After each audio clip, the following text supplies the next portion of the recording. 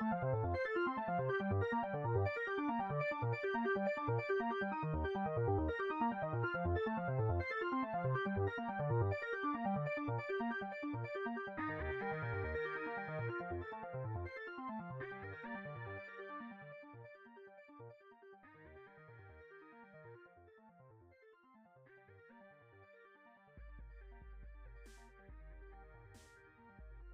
we live. What it do, what it don't, what it is, and what it ain't. It's your boy, Don Otaku, aka Don Solo, aka Solo the Don, aka Solo D Swaggy, aka Don Otaku Pro U Max XLI Deluxe. And this is Dual-Wield Gaming Podcast. Not a working title. Episode 4. And I am back, or we are back, I should say, after a 2-week hiatus with my partner in crime, who has gone through somewhat of an ordeal over the weekend. And that is Subegos, aka Subeg, aka the Green Thumb, aka the Gaming Gardener, aka Lognet's Chosen One. And last but not least, the co-host of this fine establishment. How you feeling, man? What you been up to, man? Man, I'm here. I'm feeling good, to be honest. I was a little down, you could say, but honestly, nah. Today was a good day, bro. Today was a good fucking day, and we gonna keep, bro. We gonna keep on having good days, bro. It don't matter. It don't matter what life throws at us, man. The life might throw you a fucking $700 PlayStation. Just boot that shit and go get a Series S. You feel me? No, I'm just kidding. No, I'm doing good, and thank you for having me. I'm sorry to the audience. We did miss out on a couple of weeks. That's honestly all on me. It's all on me. Don't try to do that. No, it is because I was supposed to be on fucking Project Untitled on Saturday, and man, I'm sad I fucking missed out on that shit. So that's on me. But we're back to this shit, and what should I explain what happened to myself right now, or should I wait a little bit? Yeah, you can go ahead and get into that. Yeah. Okay, so I want to preface everything I'm gonna say by saying, you know, I don't want people's pity. Like that's honestly the last thing I want. And I don't want like nobody to feel sorry for me, because how I see it is that like I should have acted on like how I like truly like originally felt, and that was just to go alone. You know what I'm saying? And so I don't want nobody to feel fucking sorry for me. I want nobody to feel sad for me. I do want everyone listening to take some of the lessons that I learned with me, or lessons that I learned with you, and let's keep moving forward. But so how do I even fucking explain this shit, dude? It's so crazy. Like I woke up yesterday, because I actually ended up talking to Dustin. He wanted to talk to me, and even then I like woke up and I'm like fucking going through it, like thinking like what really even happened? Like did I say something? Like I was starting to like second guess myself, you know? Like it was such a weird thing. Like so this guy hit me up, you know, from the fucking LSM Discord. He actually wanted to do an episode with me, and I did. I ended up doing an episode with them, you know, with every guest that I have onto my show. You know, I give them something afterwards, you know. So I I gave him a little gift. Thank you for coming on. And then like a few months later, he's hitting me up about, And I'm not gonna use his Discord handle. I'm gonna use his fucking name. So Derek, if you're watching this, I'll get to that in a second. But he hit me up. He wanted to do an episode. We did that. And then a few months later, he hit me up asking me like, what are my plans for the LSM show, right? I literally talked to him and I'm saying like we could carpool if you want because he told me where he lived and I looked it up and it's like him going to San Diego was in the same direction as me, right? So I asked him, I was like, bro, you can leave your car here. We can use my car because my car is a fucking commuter car, you know? Like Yeah. it does great on gas. And he turned me down. He turned me down then. He was like, he told me all of his fucking plans or whatever. And I'm like, that's fine. Like I'm an adult. I can figure out my situation myself. You know what I'm saying? Um, then gets closer to the show, literally like a day before the show. He calls me literally as I'm getting gas. I'm in my car already. I have all my bags in my car. I'm ready to go. It's around 7 p.m. at this time, Pacific Standard Time. For all y'all wondering. uh he calls me, right? Because he asked for my number in the Discord, so I just give it to him because I'm fucking gullible. And I gave him my number, and then he calls me like out of the blue. Doesn't even really text me. He just calls me. I just pick up, right? And he's telling me, he's like, bro, like what are your plans? Like what are you gonna do? And then he's like talking me into carpooling with them, right? And it was like out of nowhere. It was so weird. And I already had plans to go see my sister before seeing the show. So I explained that to him, and he said the same thing. He was like, "Yeah, I was gonna stop in LA as well, and then go to San Diego." And like he's like talking me into carpooling with him. He also tells me he doesn't have a fucking job. So I'm like I'm starting to feel bad, you know. So I was like, "Yeah, you know what? Fine." I was like, "It's good." He tells me he's like an hour and a half or 2 hours away from where I am, and I'm like, "All right." So I just go back home. I just chill for like a couple hours. He finally picks me up, tells me he's hungry, and I'm like, all right, let's go to some fucking Canes. Let's eat some Canes. Uh, take him to Canes. I actually treated him to Canes. I fucking paid for it, right? Hold And on. yeah, I gotta check something. yeah, you're good. Hold on, real quick. Just real quick, bro. You're good. You're good. Oh, thank God. Okay. What We, happened? we have Raising Cane's in Portland. Okay, okay. Okay, I was just making sure. I thought it was over for me, bro. I had to make sure, bro. You know, like that's been the one thing I'm like, bro. Yeah. Ever since I moved here, I'll just be like, You don't know what to what am eat, I huh? missing? Like, Yeah. wait, what was the one thing? Like, we're like 40 minutes from a Sonic. Yeah. That shit already hurt. Like, Sonic, 40 Sonic was minutes? bad. God. Sonic, Okay. you gotta go to Washington. But I go gotta ahead. yeah. I gotta say about Canes though, it's good, but it's like anything. Everything has RNG, right? You Oh might yeah, get bro. some you The might get some RNG bad on Canes shit. is wild. Bro, the RNG on anything is wild. Like McDonald's fries, the RNG on McDonald's fries is pretty fucking wild. Oh, Who is we got a joining the guest. dual wield? The dual wheel with extended clips, dual Berettas. No, but what was I saying? So Cane's can be mid, but when it's good, it's good. But the sauce is really fucking good. I'll say that. Anyways, damn, he didn't even say anything. I Why didn't he think even say anything? he joined the wrong chat without even thinking. It's good. It's good. That was the mastermind of our operation. No, I'm just kidding. But so I treat him to some Canes, right? Like he's talking to me, I'm talking back, you know, like how we do on the fucking show, like how anyone does. You feel me? Like we're just talking and shit, and he's asking me questions. I'm responding back like it's cordial. It's casual. Like I don't even think anything of it. We finally get on the road. This guy stops so many times, and let me preface by saying like we were splitting gas. Like he stopped for gas once, and then I would stop for gas. Like, and in my mind it was like, oh, every time the tank would go to empty, like, you know, we would stop, and then it would be my turn, and then, you know, Yeah. like the next time we stop it would be his turn. The next time it gets empty, I was cool with it. I was cool with it.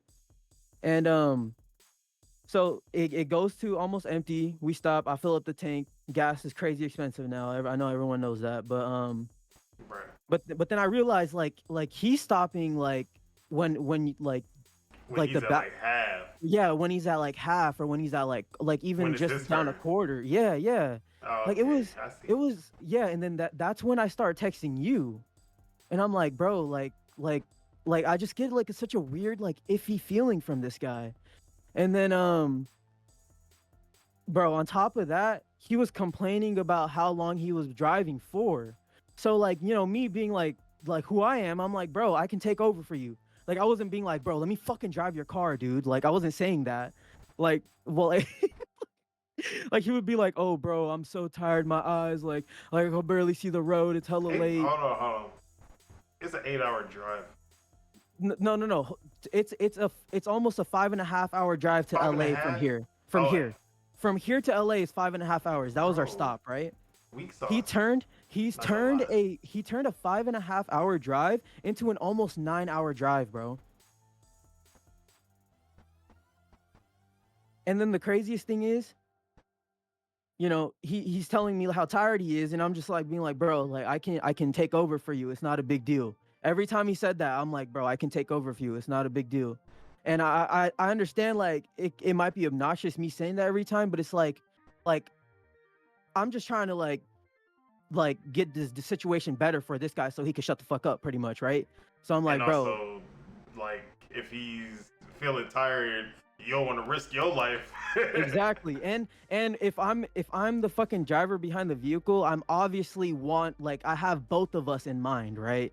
I don't want to fucking rear the car over and fucking crash into something. Like I want to ensure our safety because I'm the fucking avatar, bro. Like I don't I care about people. Like it doesn't fucking matter who the person is. Anyways, TLDR, we get to fucking LA. I hang out with my sister for the night. I stay at where she's staying at. It's cool. We hit the beach. I'm actually having a good fucking day. This guy doesn't come and pick me up until almost 9 o'clock, bro. Nine And that o'clock. was the day of the event? That was the day before the event. Okay, before the event. But our hotel was already open for us in San Diego. Hmm. It was already open for us. So this guy doesn't like. He's not even telling me like exact details. He's just being like I said. He's being real wishy washy. And bro, this is already such a long story. I'm so sorry, bro. Oh, no, that's cool. We invested. Yeah, for sure. And like it's fine, right? And but before we leave, I'm like I was hella hungry, so me and my sister like we went to go get Wendy's real quick, and he finally comes. I still have my Wendy's in the bag, so it's still pretty hot and fresh, and I sit in his car and I just ask him, I'm like, bro, can I eat in your car? And like he gave me such a weird pushback, bro. It was so strange. Like he like I was gonna fuck his car up for eating in it, right? And then I was just like, all right, I was like, it's good, it's good. So we're at a gas station at this point. I step out and I just start eating, and like I'm like I did it right. I'm like, all right, it's cool. Like I ain't tripping. He doesn't want me to make a mess in his car. That's fine. Like I'm gonna respect his fucking wishes. I'm gonna stand outside. I'm gonna eat. I eat. I go back inside. I'm just chilling at this point. I'm like, you know what? It's good. Let's just get to our destination. And I ain't tripping. Oh, also before we even left, actually, I went inside and got my shit from the house, and my sister was actually talking to him. And I get in the car, and he was like, "Bro, your sister interrogated me, bro." And I'm like, well, first of all, she's my sister, so of course she like wants to have like me and her thoughts. She's taking care of me. That's what I told him. I'm like she's pretty much just taking care of me, bro. Like you don't got to think too much of it. Like growing up, like I don't have a dad right now, so or well, I have a dad, but he hasn't been in my life for a long time. And I have two sisters and I have a mom. And I'm not gonna lie, like my two sisters, they low key act more like a mother to me than my mom does, where she acts more like a homie. You know what I'm saying? So it's like both of my sisters are like very motherly in that aspect, and that's what I was like trying to explain to him. Like I was trying to explain, like she just has like my best intentions. Like she wants to make sure like I'm good. And I thought he was like okay with that, right? Like so we get to the destination, we get to the fucking hotel. 2 hours later, it's almost Friday at this point, so it's like 11 something. And like it's fine, right? I already had paid for my hotel. I had my own bed, right? The other people that I was with, they were sharing. And they talk to me about what they're gonna do. They say they're gonna hit the museum and shit, and I'm like, okay, that sounds cool. Let me also preface this: his car only had 2 seats, so um, Wait, it's a Jeep it was a with two Jeep, yeah. seats? It was a Jeep with 2 seats. Kind of bullshit. Yeah, kind of bullshit, right? And that's crazy because my commuter car has it can fit 5 people, almost 6 people if people want to squeeze the fuck in, Gotta like lap up. yeah. But yeah, we get there. I like say hi to everyone. Everyone's cool. The morning comes. Everyone's like the people in the hotel room were gone. I'm fucking alone. I had to look on the chat to see what they're doing, and they're talking about like they're at the museum and shit. And I'm like, damn, that would have been nice, like Just pull going up to. in your car. I didn't. Because you could. Yeah, but like exactly. Like he could have like came and got me. He wasn't even like talking to me. He wasn't even telling me like what his plans were. He wasn't even saying like, "Hey, bro, like I can pick you up after I drop the other guy off or whatever." None of that. So I was on my own. I was actually working on our Black Ops 6 article, which is actually out. I was typing on my iPad and shit. And LordsOfGaming.net. lordsofgaming.net. Check it Make out. sure Check y'all it check out. that out. Yup. It's just our beta impressions. Um, the people that are in that article is Digital, RK, our boy Lord Sonic. He's excited for fucking Shadow Generation, and We don't me. need to talk So, about that game. but yeah. So I'm like, fuck it, right? Like I don't know what they're doing. They were also VIP. I didn't buy the VIP tickets. So my start time for the show was 6. Which when I got there, when I eventually did Uber there, and they told me I could have actually came earlier if I wanted to. They would have checked me in, which is crazy because I was just so in the dark. But anyway, so I get up, I shower, I put on my clothes, and then I'm like, I'm fucking hungry, so I just walk out, right? I have a hotel key, so thank God that I had a hotel key, because if I didn't, I would have low key been fucked. But I walk out, I get some Denny's by myself. I'm like trying to plan out what I'm doing because at this point I'm like I'm already alone, right? So I walked to the I actually wanted to walk to the In-N-Out, but the In-N-Out was almost a 30-minute walk and it was humid out there, so I didn't want to do that. So I just walked to the Denny's, which was like literally less than 5 minutes. I ate there, fucking clutch because they got their 2, 4, 6, 10, 8, $10 menu back. That shit is nice, bro. That shit is nice. Uh, it hit the spot, and this is also crazy because Denny's will come back into the story later. So I hit the Denny's. I hit this little like golf store that had like hats because I had left my hat at home, so I wanted to get a hat. I got a little Puma hat. I was in between the Puma hat and the Bad Birdie hat, but I didn't want a little duck on my fucking head, so I got the Puma one, and it also matched because I was wearing Puma joggers, so it matched my outfit. I was wearing my Health as Well shirt. You feel me? I was all ready, bro. I had my fucking I had my fanny pack. I got all my shit. I looked at the list of shit that you could bring into the observatory, and I made sure I didn't have none of the prohibited items on there and everything. I was chilling, bro. I went back to the hotel. I chilled out for a little bit. They had came, right? And I seen that they had some In-N-Out, and I'm like, fucking assholes, bro. Like you couldn't even ask me if I wanted any. Like I would have paid for it. Like anyway, so they were already headed to VIP because VIP doors open at 4.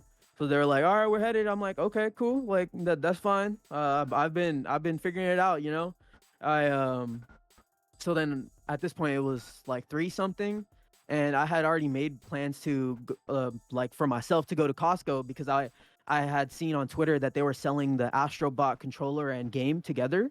Okay. So I wanted to see if they had that, and then I also wanted a fucking a glizzy and a pizza slice. I was hungry, you feel me? So I got an Uber. Uber was actually cheap. It wasn't too bad. Most of my trips were less than $10, so yeah, I can't complain. So I went there. They didn't have it. They didn't have Astrobot. The only games they had were College Football 25 and Madden. But the Madden game right now at Costco it's $49, so it's not 59. So it's on a little bit of a discount there. So it's college football too. So if you guys waited to pick that up, Go to your local Costco if you got a membership. It's cheaper there. So are their consoles, and so is fucking the gift cards there too. You Oh can get yeah, 100. they always You can got get it. Yeah, like discounted gift cards and shit. exactly. Anyway, so they didn't have that shit. I use their bathroom because their bathrooms are actually kind of nice. I use their bathroom. I go outside. I give me a little glizzy. I give me a pizza slice. I got what I think I got a diet Pepsi. I think that was the drink that I ended up getting. Excuse me. So I sat down. I ate my shit. Some guy actually was talking to me because I don't know. People like talking to me, I guess. But some guy actually started talking to me and shit, and he was telling me that he's a what's it called? Like he's like the PG&E equivalent for San Diego. Like he works for them. So yeah, I forgot what it's called. Did you just say PG and shitty? I said PG and E. Oh, no, PG&E is garbage, bro. They I don't know fucking what that is. suck. PG&E is like the power. I think it's literally power, electric, and gas. Oh, okay. Yeah, but they pretty much run everything in around this. I think even Southern California, maybe. I don't know, but they're around my area. I think they cover all the way to SF actually. Once you hit SF, I think there might be a different like electric power company. But anyway, so he's like talking to me and shit, and I'm like, I talk to anyone. Whoever talks to me, bro. Like I'll talk to them. I'm not gonna fucking be like, get away from me, bro. Like I'm not gonna be none of that shit. I'm gonna chill and talk to everyone. Let me just skip forward. I end up getting to the venue. I Uber to the venue. I walk in alone. I'm chilling. I talk to the fucking guard. Anyone I talk to, bro, I tell them I'm from Lords of Gaming and shit because I'm fucking proud of it. I'm fucking proud of it. I tell them I work for one of the co-hosts of the show that's gonna be on the stage, and people are like like happy and shit. And I get a beer. I sit down. I watch like the Astros versus somebody. Fuck the Astros. Yeah, fuck the Astros. They cheated against us, bro. They fucking cheated against us. Wait, who is it? The Astro. It was the World Series I'm talking about is Astros versus okay. Dodgers. Oh Astros yeah, versus fuck the Dodgers. Dodgers too though. Hey, yo. The Dodgers even more so. No. But still fuck the Astros. Nah, you can't say that, bro. Not with me Houston. on. I know you're from Houston, but it's fuck the Astros. Anyways, yeah, I'm chilling, bro. I'm chilling. I drink a beer. I'm feeling it a little bit because I'm a lightweight for sure. I talked to some people that are close to me. I asked them like what was going on, like what happened in VIP and shit like that. Just being casual, the door's open. I go in. I go to the merch line. I don't know if you know who Brandon is, but he's also a co-host on what's it called, on Ben's podcast, the HP podcast. He's a co-host there, and I think Ben's wife was also the one at the merch booth. But I talked to them. I asked them like, who are they rooting for? Because it was Sacred versus Dukes, and they told me they're like, we're rooting for everyone. Because and then I was like, okay, so it should anyone on the stage pretty much, and they're like, yep. But I'm having like a good time. I go to my seat. I'm chilling. I talk to the people next to me and stuff. David Jaffe was actually talking to people. There's a fucking whole line for him. There's a whole line just to see Jaffe before the show. I should have got in there when I got there because there was only a couple people. But like once I sat down, more and more people were lining up, and I'm like, fuck, like it's already gonna be too long. But the show happens. It was good. It was honestly like really good. I fucking when COD came out, I like yelled out like, "Let's go, Lord Beefy!" I fucking cheered for him because that's my fucking dude. I wanted to see them win. I went to the Houston show, Okay. which was the one 2 years ago. I want to say. Yeah. And yeah, when COD came out, I forgot what I yelled out. It was pre Lord Beefy though. But I forgot. I yelled out something. Yeah. Damn. What was before Lord Beefy? Bruh. I don't know. But I remember I got to talk shit about Sega in that one to Lord Cognito. So Lord that was always fun. Okay. Yeah. He well that's where he came from, right? From all the Sega consoles and stuff like that. But yeah, I cheer for them. I clap for everyone. You know, the crowd gave Colin a standing ovation. That was cool. They first played Jeopardy, and then there was a little bit of like a Q&A and then an intermission, and then they played Family Feud, which was also cool. I actually kind of have beef with one of the categories. I'll tell you about it. So one of the categories was the best weapons, best weapon pickups in Halo. Okay. Bro, number 2 on the list was the Needler. How is the Needler one of the best weapon pickups, bro? I mean, the Needler is pretty OP. Not gonna lie. I don't know, bro. I don't. Okay, so The that was Needler one is of. clutch. Okay. But I guess it depends what's under it. I'm Yeah, I not don't gonna be remember. mad at number 2. Yeah, I don't. I was kind of upset at that. I wasn't too upset at that, but one of the answers on there was also the pistol, bro. That's not even a pickup.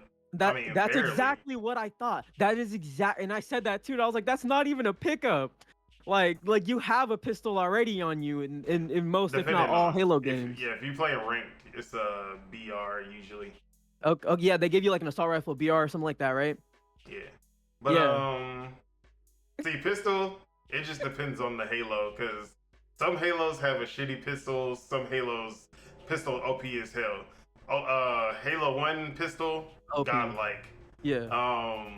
The Halo Headshots 5 across the map. and Halo Infinite pistols are good too. Yeah. Really 2 through 4 bad pistols, honestly. Yeah, it's because Bungie overcorrected, because everyone was complaining about them, right? Because the pistols were pretty much snipers in Halo 1. Yeah. And then they overcorrected, and then they fucking made it bad. And then the 343 pistols have actually been pretty good, in my opinion.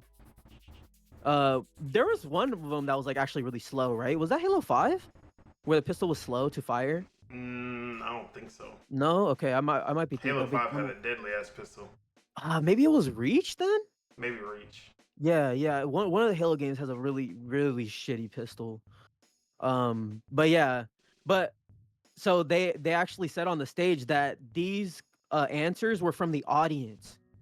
So it's like it kind of makes sense, you know, a PlayStation predominant audience. They don't fucking know about they don't know anything. They don't know about Halo weapon pickups. They don't know about the fucking Spartan laser. But I will say, the first one that I thought of in my mind was the energy sword, and that was number 1 on the list. Yeah. That's iconic. Yeah, it was iconic. Another one that was funny, Cog, he couldn't think of one of the best games of 2025. That was one of the categories. It was like as of July something, what is the best games that came out this year? And you said 2025. Yeah, 2025. No, 2025. Or I mean, my bad. No, this year. I'm fucking bugging. I'm already in the future, bro. That's so that's how you know my sense of time is crazy. But yeah, I meant 2024. Best games of this year that we're currently in.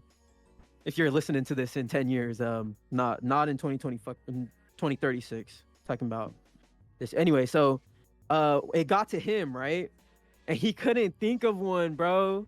And I was literally like trying to get his attention, trying to do like football throws, because I was like, this has to be one of the games, right? College Football 25 has to be one of these on here.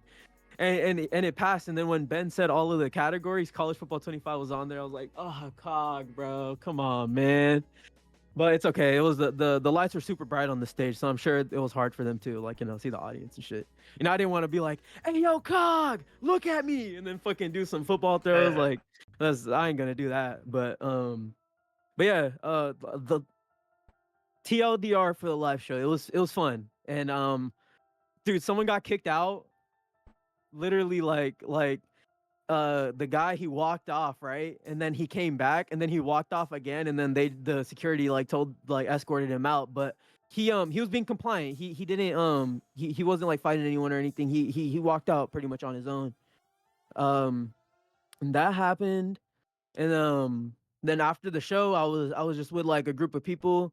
I still didn't really like, because you know I was alone, so I'm a little shy. I'm not gonna lie. So sometimes I could be kind of awkward, and like And it's like I didn't have anyone to like kind of like riff off of, you know. So like I was just kind of like tagging along. I did go to a group, and I'm like, I'm just gonna kind of like tag with you guys if that's cool. And they're like, yeah, that's cool. And I was like, um, you know, I was first looking at seeing like where I was, right, and so like where to Uber from, just in case I needed to. And and then I talked to someone, and they're like, oh yeah, we're gonna go to the coin op, and I'm like, cool. And then I ended up talking to Johnny Waffles. I don't know if you that is, but that's a guy in the LSM Discord. I know you probably don't even go into that Discord that often, Nah. but yeah. So I said hi to him and stuff, and we walked in. I ended up not being I didn't talk to anyone at the live show. Like I didn't talk to Maddie, Cog, or any of them at the live show. There was a line for them in the intermission. I did get into it, but the show had actually started before I even got to them. So like at this point, I'm like, damn, like I wanted to fucking talk to Cog, man. Like that's my dude. And Yeah. but I went inside this barcade. I got me a drink. I split my $5 into a bunch of coins, and I was you know I was talking to people. I was having a good time and shit. Some of the people that were in our hotel, like I went up to them. I had little conversations and stuff. Everything was cool. And then, you know, and then like I'm kind of far away. I'm like closer to the bathrooms at this point because I think I was in line. And then, you know, I see Cog and fucking Maddie walk in. And then I see like a couple other people. Like I seen Brad walk in and all that. And I'm like, oh shit, like they actually came. Like they slid through. That's fucking sick. So I go to the bathroom and shit, and then I like go because Cog was talking to someone, and I just go up to him real quick. I'm like, bro, I gotta dap you up, man. I'm happy I seen you, bro. And then I like let them have their conversation. You know, I walk off to someone else. I actually ended up talking to a person that I don't think they were on the development team, but I think they're on the PR team of the Quidditch Champions game. Okay. I'm forgetting their name. I apologize if they're listening for sure. But I was talking to them, you know, I was talking to I was like socializing, bro. I had some fucking I had some alcohol in me, you feel me? I had dapped up Cog, you know, I was starting to feel good at this point, you know. I played the basketball mini game where you fucking shoot the basketballs and shit. Yeah. I was fucking having fun, bro. And like like I'm just chilling, right? And then Cog actually like is looking for me at this point. Like he comes up to me, he wants to talk to me and shit.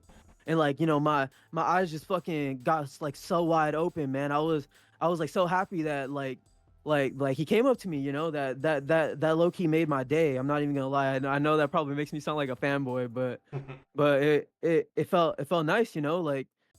And then I talked to Maddie. I fucking dapped him up. Me and him had like an amazing conversation. I was talking to everyone. I was talking to some people from the Discord channel. There's a guy named Rhyme and Punishment. He's crazy with his words, bro. Like his pun game is on point. I'm not even gonna lie. But we had a great conversation. I talked to Ben. I talked to Brandon Moore. We actually talked about Call of Duty, and Black Ops 6 and stuff like that, which we can probably get to. Bro, this is such a long story, but but let me just try to keep things short from here. Uh, all that happens. I talked to I talked to another member. His name is Azoth. I asked him if he has extra space for me because he tells me he's also in the same hotel as me. Um, and they give me a ride to the hotel, which was nice because I was low key tired of spending money, you know. Yeah. They gave me a ride there. We're good. We're chilling. I go upstairs. You know, the two I was with, Derek and Badger. They were like talking and shit.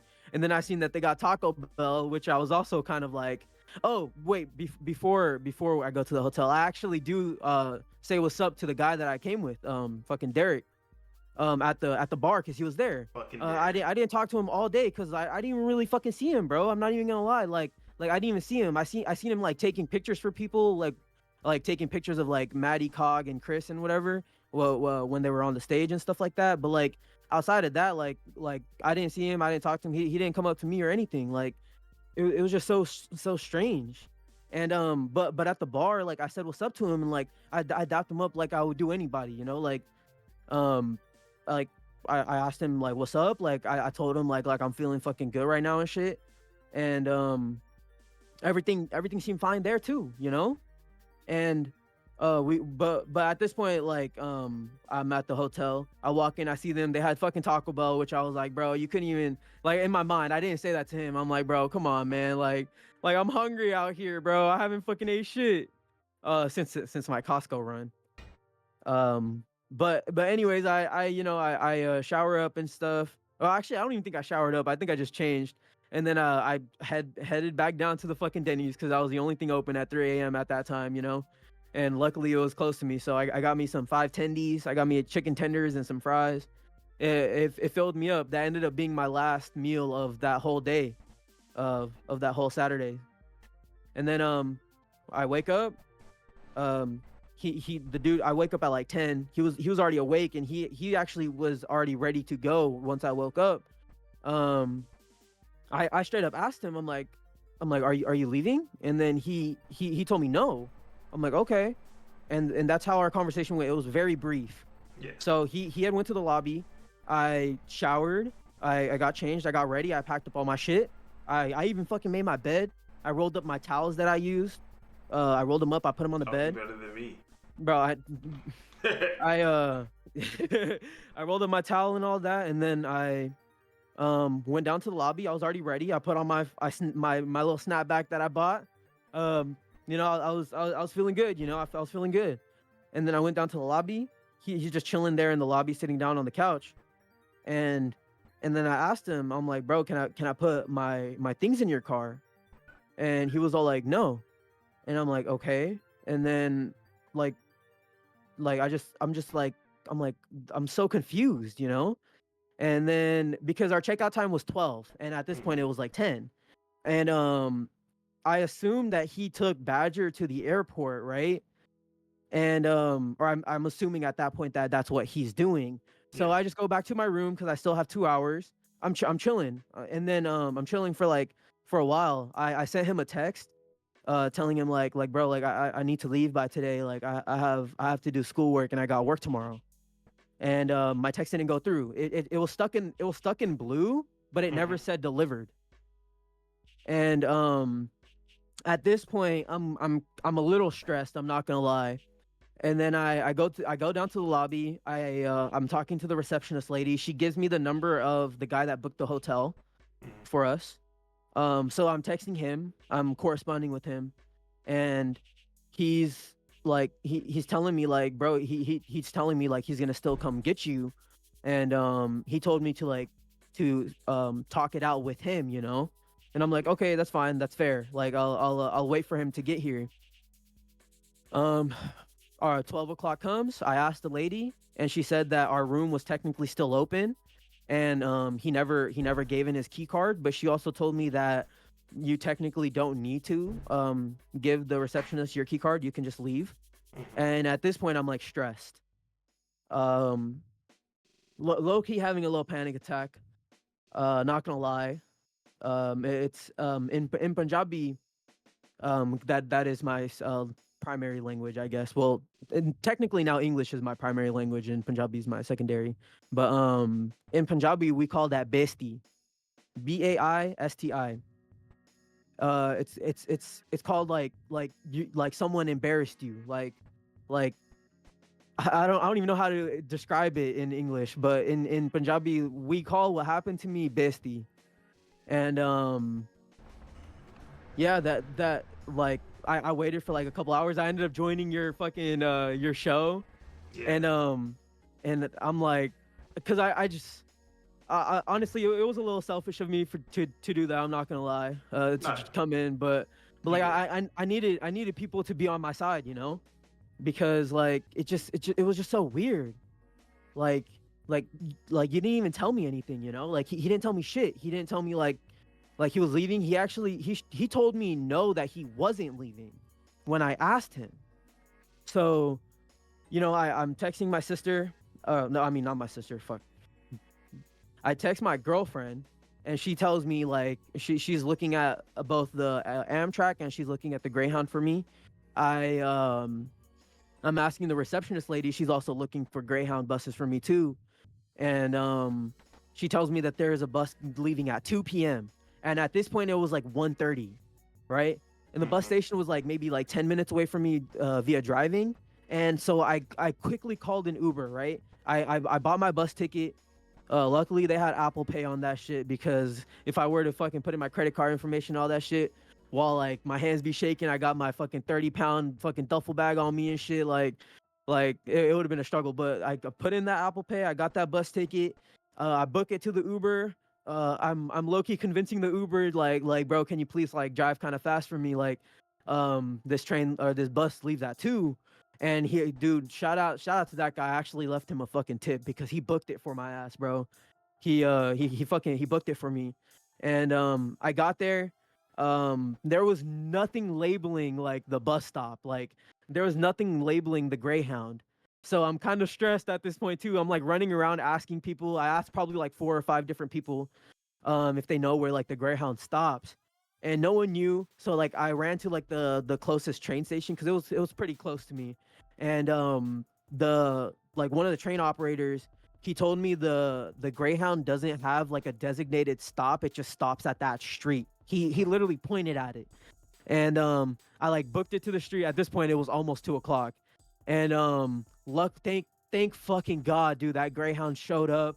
Bro, I got on. I'm sweating bullets at this point. I'm sweating bricks, bro. Like I'm drenched. I'm low-key drenched. Not gonna lie, I probably smell like shit, right? And I get on the bus, man, and I sit there.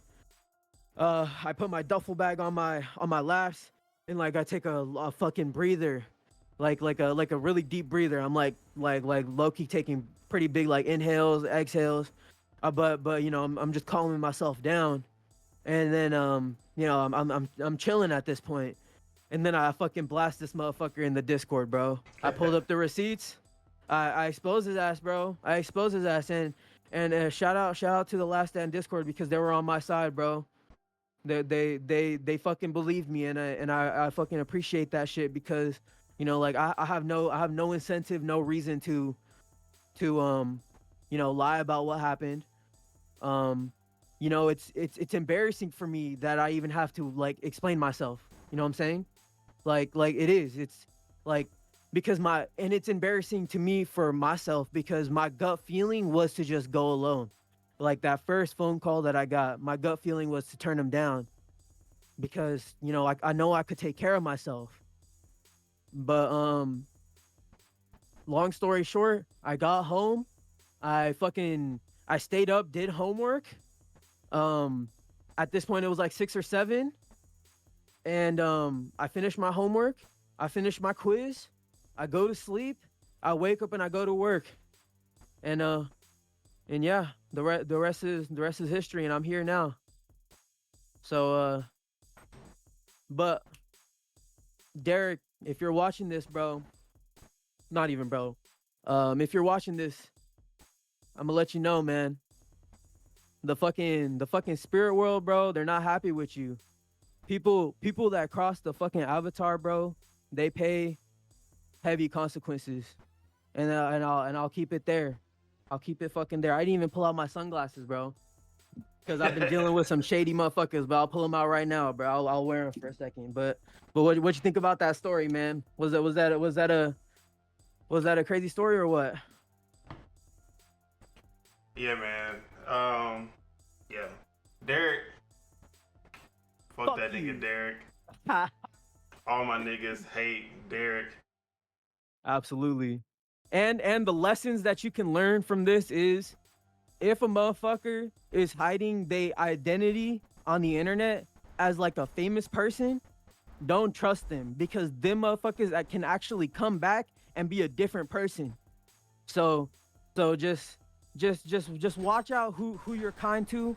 Watch out who reaches out to you. You know, I'm not saying everyone's evil, but especially if they're a little if they're dressing up on the internet as a fucking female, and then in person like oh, he wanted them. Yeah. I'll tell you what his Discord handle was. I actually did an episode with that motherfucker, bro. I did an episode with him because he reached out to me because he wanted to do an episode. I'm like, you know what? Fine. That's fine, bro. Like, I'll do one with you. But I fucking privated that video, bro. Fuck that guy. But his Discord handle was Tortured Margot. So if you find a fucking a wannabe e-girl motherfucker in your Discord channels, just be wary of him. Try to fucking talk to him and see if it's a dude. If it's a dude, boot his ass out for sure. Don't trust those guys. And also go with your fucking gut feeling. Always go with your gut feeling. Never turn your back on that. Never turn your back on that. But I'm fucking here, bro. I got the fucking power in me right now. I'm invested in this shit. And I'm happy that I'm back on this shit, bro. I don't think you understand, man. Cause I actually got some exciting shit, bro. I'm playing a game that I actually can't even really talk about. Isn't that crazy? I'm playing a game for embargo, bro. Like, and I never thought that shit would happen, but it's happening right now. And And we I got think the exclusive right here. We got the exclusive. He about to tell it all. Stay tuned. Stay tuned. But Nah, I'm just playing. no, you good. But yeah, outside of that game, I've technically moved on to the what we've been playing, low key. I'm not gonna lie, but outside of what we've been playing, which I can't really talk about. Stay tuned though. I've also been playing Starfield. I jumped back into the fucking stars, bro, and it's fun. It's fun. They've added a lot to it. Keep talking. I'm gonna be right back. No, you're good. So I'm playing some Starfield. They added a lot to it. If you go into the accessibility options or I forgot what tab it is, but if you go into the options tab, there's so many different toggles for things like you can make your weapons like really strong and you can make the enemies really weak, but you can also make them deal more damage to you and stuff like that. You can turn off the what's it called? Like the weight of some things. I know you can't turn off the weight of everything, but I think it's ammo. You can turn off the weight of ammo. And yeah, they added that. They added the surface maps, which are absolutely fucking useless because you can't even drop pings on the surface map, which makes no fucking sense. I'm sorry, I'm cursing a lot right now, but I'm talking about the surface maps in Starfield, which are absolutely pointless because you can't. What you talking about? Like the actual map? Yeah, like like the actual map, like when you go into the city. Mm-hmm. Didn't they update it? Isn't it good now? It's you still can't drop like a ping. Oh, okay. Yeah, so in that aspect, it's kind of useless to me. But no, they added vehicles, and I actually like that the vehicle takes into account like the gravity and the on the planets. Like you can low key like jump off ramps and make that shit fly. Like it's fun. It's actually fun driving around. The worlds are still barren, but I'm getting into the story and I'm doing the UC Vanguard quest right now. So that's one of the ones I haven't done. Oh, okay. Yeah, you actually go to the. I did the Vanguard. I didn't do. The Vanguard is the one with the terror. Yeah, that's the first mission. Okay, so I did that one. It's It's the UC one where you're posing as the what's it called? The bad guys, space pirates. Okay, I haven't done that one. Yeah, I don't think I'm there yet, but is that maybe the Freestar Collective? Possibly? Is that? No, I did Freestar. Okay. It's also UC. It's just not the Vanguard. It's like the official United Colonies. Okay. But yeah, I'm digging it. I'm not gonna lie, and it's actually the funny thing is it's actually fun to play. Like my only other real Bethesda game I played, because I've tried like Fallout 3, I've tried Fallout New Vegas, I've tried Fallout 4. Most of Bethesda games don't stick with me, you know. And the only other one, which is probably a really casual take, but the one that really stuck with me was Skyrim. So that was the main Bethesda game that I connected with, and that was in 2011. Not even now, like, because I did try to go back to Skyrim, and I'm playing it. I'm like, this kind of this combat kind of shit. You feel me? But you need the mod. Yeah, I did play it on console. I got to preface it with that, but yeah, I haven't tried out that with mods. Yeah, I actually haven't modded anything yet. Oh, is that? Bro. Yeah. You need to experience Skyrim with a full mod pack. Okay. It'll change your life. Okay. All right. Yeah. I have On Steam, I have the Fallout games, so I could also mod those. But I don't have Skyrim on Steam, so I probably need to do that, huh? Yeah. Yeah, for sure. But yeah, so I don't actually technically resonate with Bethesda games, but I'm actually digging Starfield. It's a lot of fun, and the space combat is actually really fun too. I'm still in the default ship, which I need to upgrade because that ship is kind of trash. Um, I think I think the UC Vanguard quest does give you a ship, right? Or you have like a potential of maybe stealing Um, like a good ship or something like that. there's a Um, couple that you get a ship. okay. But yeah, no, I'm enjoying Starfield though, and I do want to finish it. I don't know if I will because I've been I've pivoted towards the game that I'm covering, but Hmm. it is in my intentions to try and finish Starfield for sure. Haven't beat a game in a minute, but yeah, that's all I've been playing, bro. But as y'all can tell, I've been going through it. But we're back on the schedule though. We're back on the schedule, and I fucking woke up rejuvenated today because I've been right. Dude, both of us, we've been both right about the PS5 Pro. We've been Oh both right about that yeah. shit, both of us. But yeah, well, what about you, bro? Yeah. I'm Starfield. That was my tied game of the year in 2023. But Hmm. I haven't been back. I'm waiting on Shattered Space to go back to it. Yeah, So soon. can't wait That's for soon. that. Yeah, I know. End of the month. Yo. But yeah, so obviously with the move, I wasn't playing much. Hmm. The first couple weeks that I Yeah. was here, really recently just started like got everything set back up, started gaming again.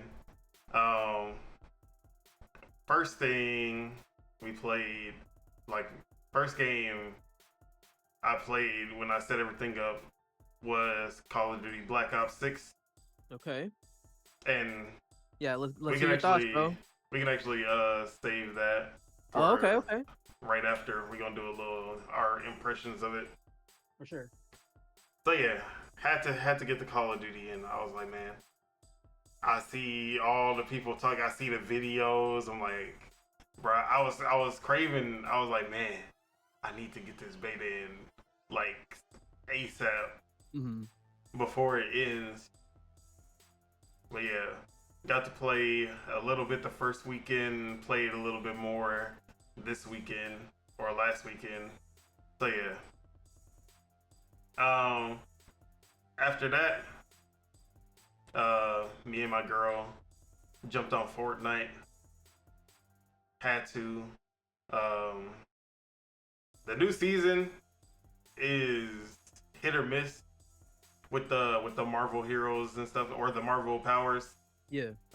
They got like the Captain America shield. You got War Machines.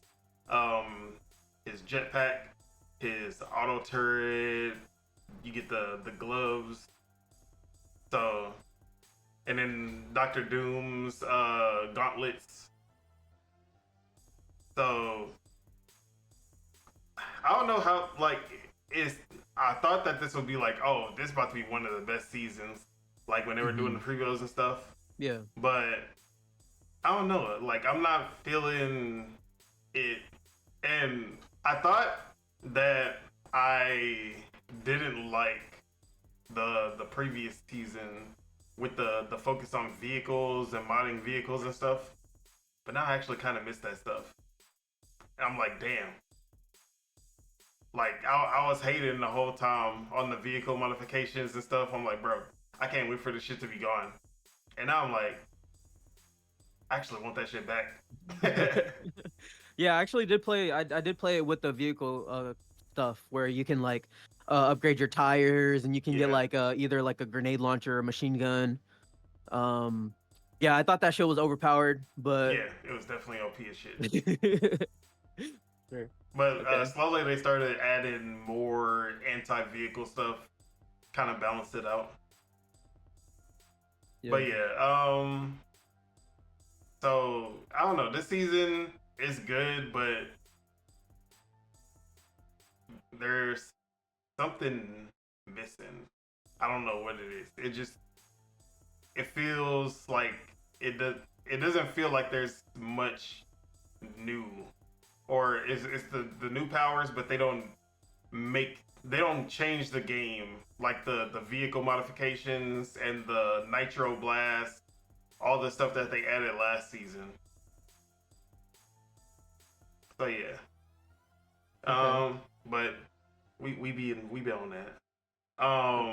Also, just started the other day, Core Keeper, which was added to Game Pass. Me and my girl been playing that, and that is an 8-player survivalish game. Hold on, do I have gameplay for that? It just came out, right? It came out 1.0, but it's been in early access for a while. I actually don't have any gameplay. I thought so. Oops. Okay. But yeah, that game is really fun so far. Wait, hold on. Survival. I'm getting a call, but keep. Yeah, go ahead. So it's a survival 8-player dungeon crawling isometric pixel art style game, and it's kind of like Terraria, but instead of being a side scroller, it's isometric.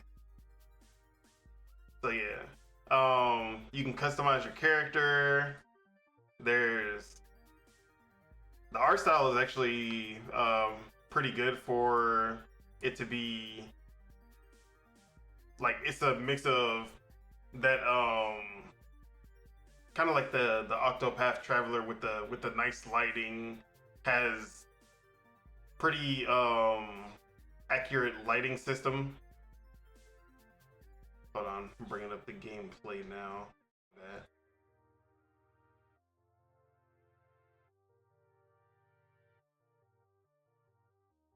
There we go.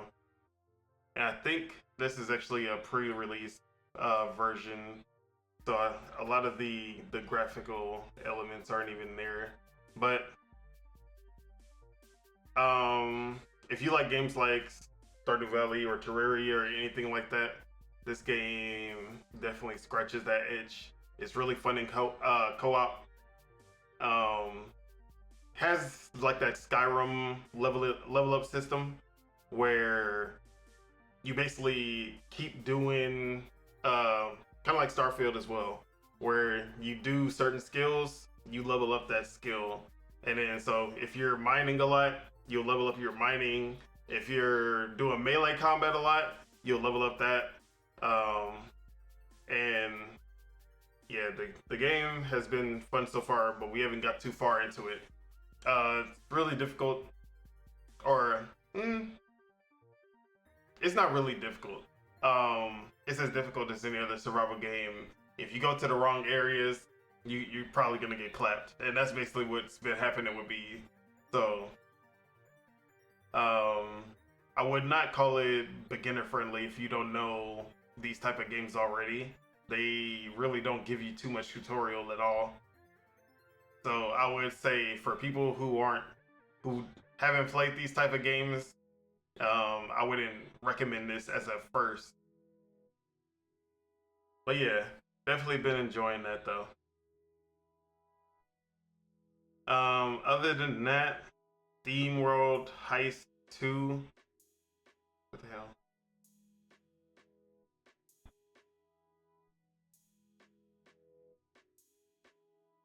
Hold on. Where's my mouse? I don't know why, but my mouse disappeared. Or my cursor. There we go.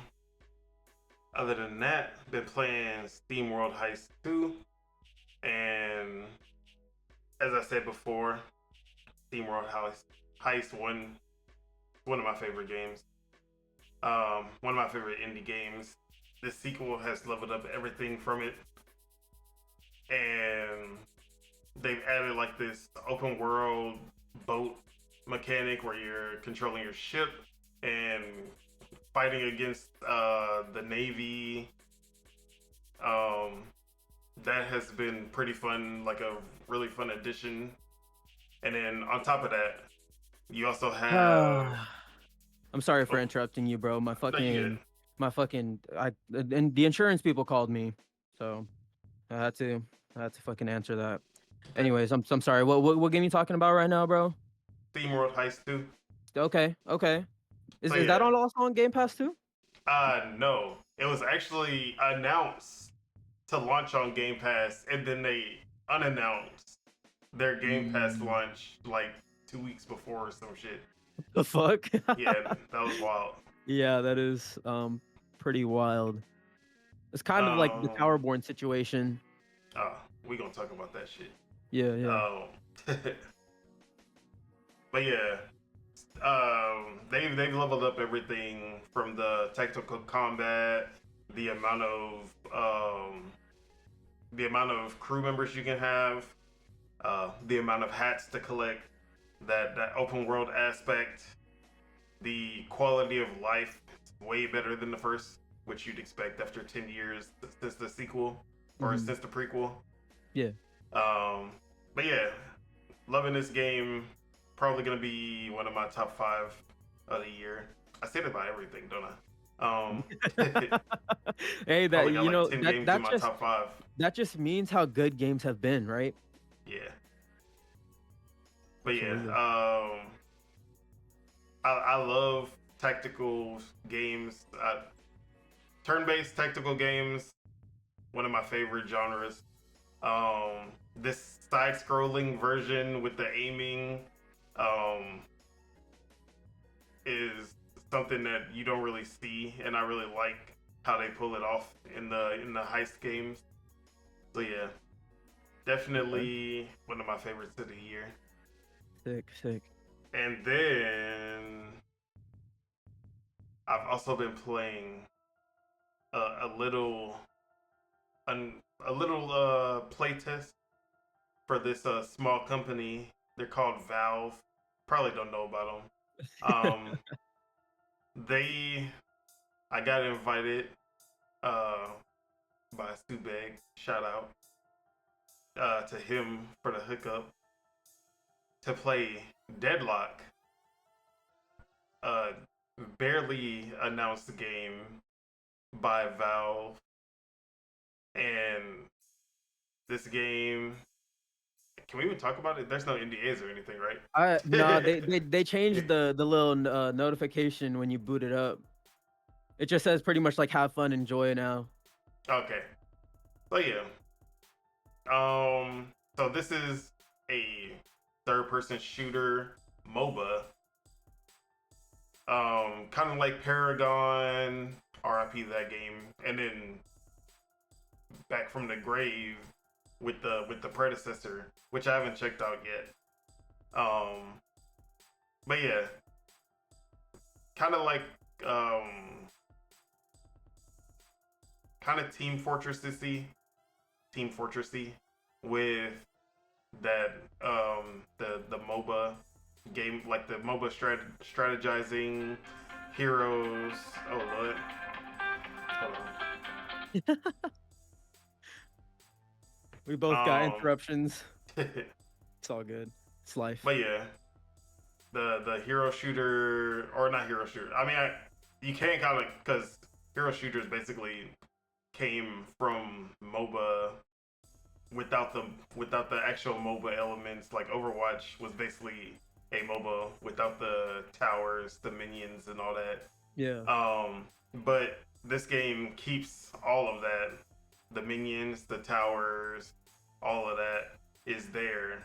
But it's a third person shooter that requires some actually like it's very involved third person shooting. Like you have to actually be good at third person shooting Hmm. um to play this. So unlike a League of Legends where you just kind of click around and you can kind of get away with um you don't need as much like hand-eye coordination skill to be able to like do your abilities and get kills and what so. In this one, you have to be good at both. You have to be good at building your character, strategizing, playing your field, adapting to the situation, but also you have to be a good shooter at the same time. So there's a lot more involved in this game than just a third-person shooter or just a hero shooter or just a MOBA. It Okay. really does a good job of combining all of that. Valve, I think. man, they don't miss, right? Oh yeah. Only thing that I like, my only issue so far is just the art style. Okay. Um, like the art direction, the world, the characters.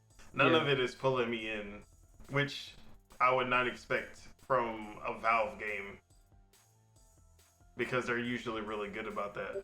Mm-hmm. Um, but for the most part, I'm enjoying it. I only played a couple matches against bots and got wrecked. By the way, um, Oh wow. Okay. So the AI is pretty good. yeah, they were. I played the AI on easy too, which when I played League for the first time on with against bots, it was like, oh, this is easy as shit. And then I Yeah. went online and then I got my ass whooped. But Yeah. like this, they're like, no, you're gonna get whooped by the bots first. And then after you finally overcome the bots, then you're gonna get whooped online. Okay. So yeah. Yeah. Yeah. But yeah, Well, I know I you need said you to didn't like play the. more of it. I know you said you didn't like the art style, but how are like the characters and stuff? Like how's the designs? Um How's the heroes? Like do you find them appealing? Not really. No. One of the characters I used, his name was like Lucius or something. I don't know. Okay. Infernus or something like that. Yeah. He was pretty cool. Okay. Black guy. Had to choose him. Um, but one is kind of hard to differentiate the characters that you're fighting when you're in battle. Like you just see bland. Like there's no kind of color pop out to like easily know who you're about to run into. I just like, oh, who is this character? And then when I see their abilities, I'm like, oh, this is the character I shouldn't be fighting. So That's yeah. funny. Okay. But But it maybe I runs think maybe good and that's just stuff. like a Oh, yeah, we're in good. I didn't really have okay. any hiccups or anything. Maybe it's just a like maybe they're still working on the actual art of it because I don't think it's actually gonna look like that at Like the launch. assets and stuff, right? Yeah, Got it. Okay. Yeah, I still haven't even played the game, so I don't even really know. I just got into the beta. And I'm like, let me just shoot all the invites to everyone that's on my. exactly. That's what Yeah, I just did everyone when I on my got on friends there. list. Yeah. Okay. So you gave the squad some invites too, right? Yeah, Awesome. Awesome. That's good. That's nice to hear. but yeah, Deadlock. I hope that it shapes up to be another big game for Valve. And then, lastly, I've been playing this game that a lot of people have been hyping up for the last few days. It's a little indie game called Astrobot by this little studio, this little publisher, PlayStation, Yeah. and I got some word. Let's hear him, dude. Let's hear him. So Astrobot is actually a pretty good game. Yeah. Let me start off by saying it. Yeah. Yeah. This is the best 3D platformer, or I should say pure 3D platformer, because a lot of the only other platformers that come close are like action platformers, Mm-hmm. like Psychonauts Ratchet and Clank, and maybe. Ratchet and Clank, the older Okay. ones, not that Yeah. Rift Apart garbage. Yeah. A Crack in Time. Yeah, definitely a crack in time. Up your arsenal, those ones. But for the most part, games that are like the banjos, the crashes, those 3D platformers usually don't really hit for me at least. Mm-hmm.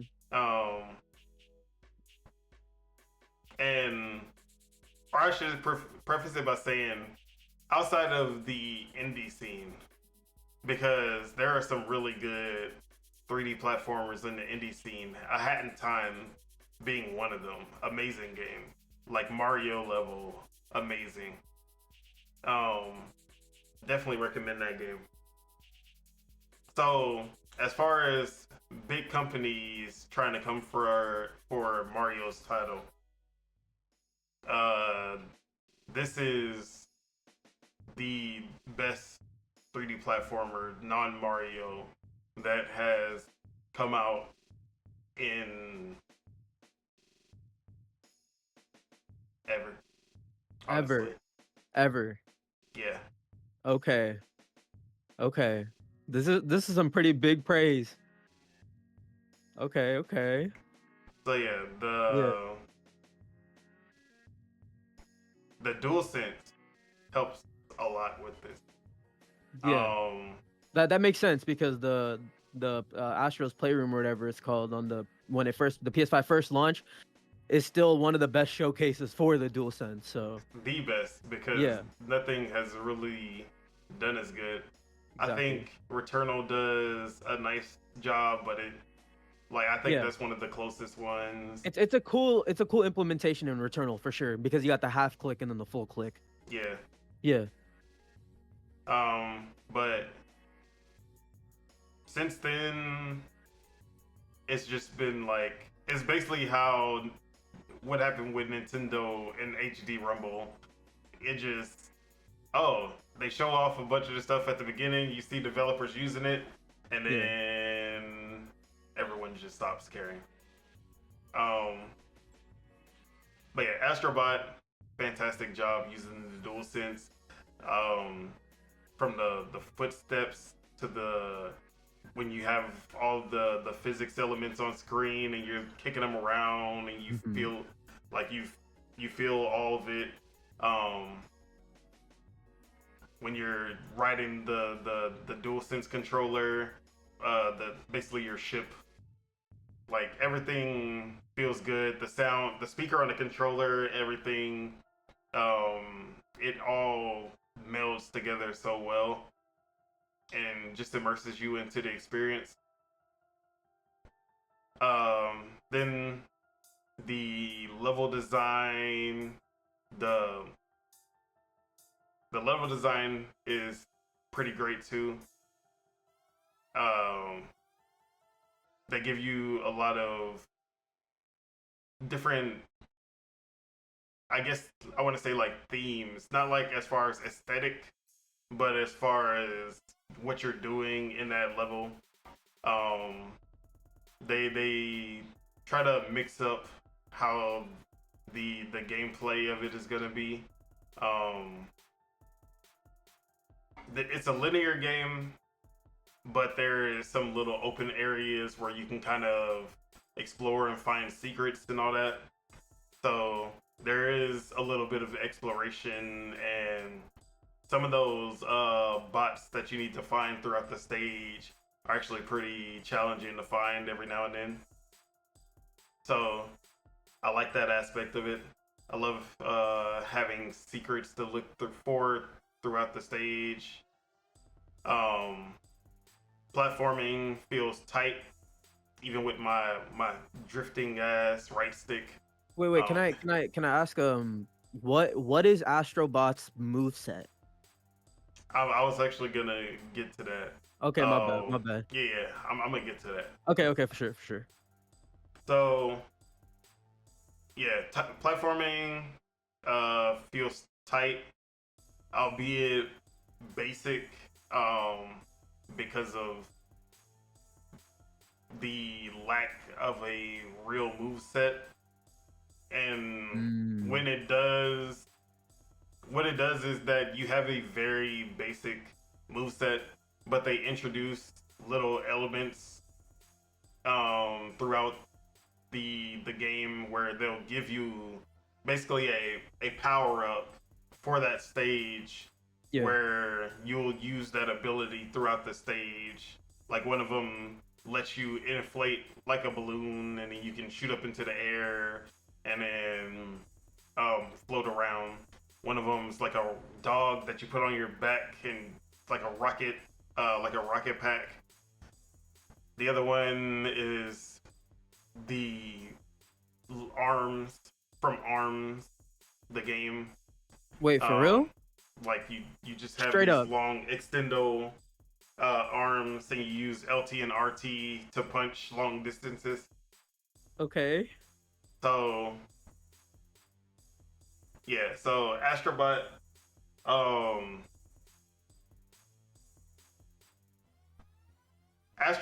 like I said, is the best 3D platformer ever. That's not a Nintendo game. Um, from a big studio, because I still think games like AAA Hat in studio. Time are better 3D platformers. Okay. But that is still like not a high bar to clear, is basically what I'm getting at, because at least in my opinion, like when I say ever, that's because most non-Mario 3D platformers are not that impressive. Yeah. I've already gone in on Crash. But what Banjo. what about like a game like the Kirby 3D game, the new one? What about a See, game like that? Kirby, I would count that more as an action platformer, because platforming and like actual like platforming, because one, you can fly.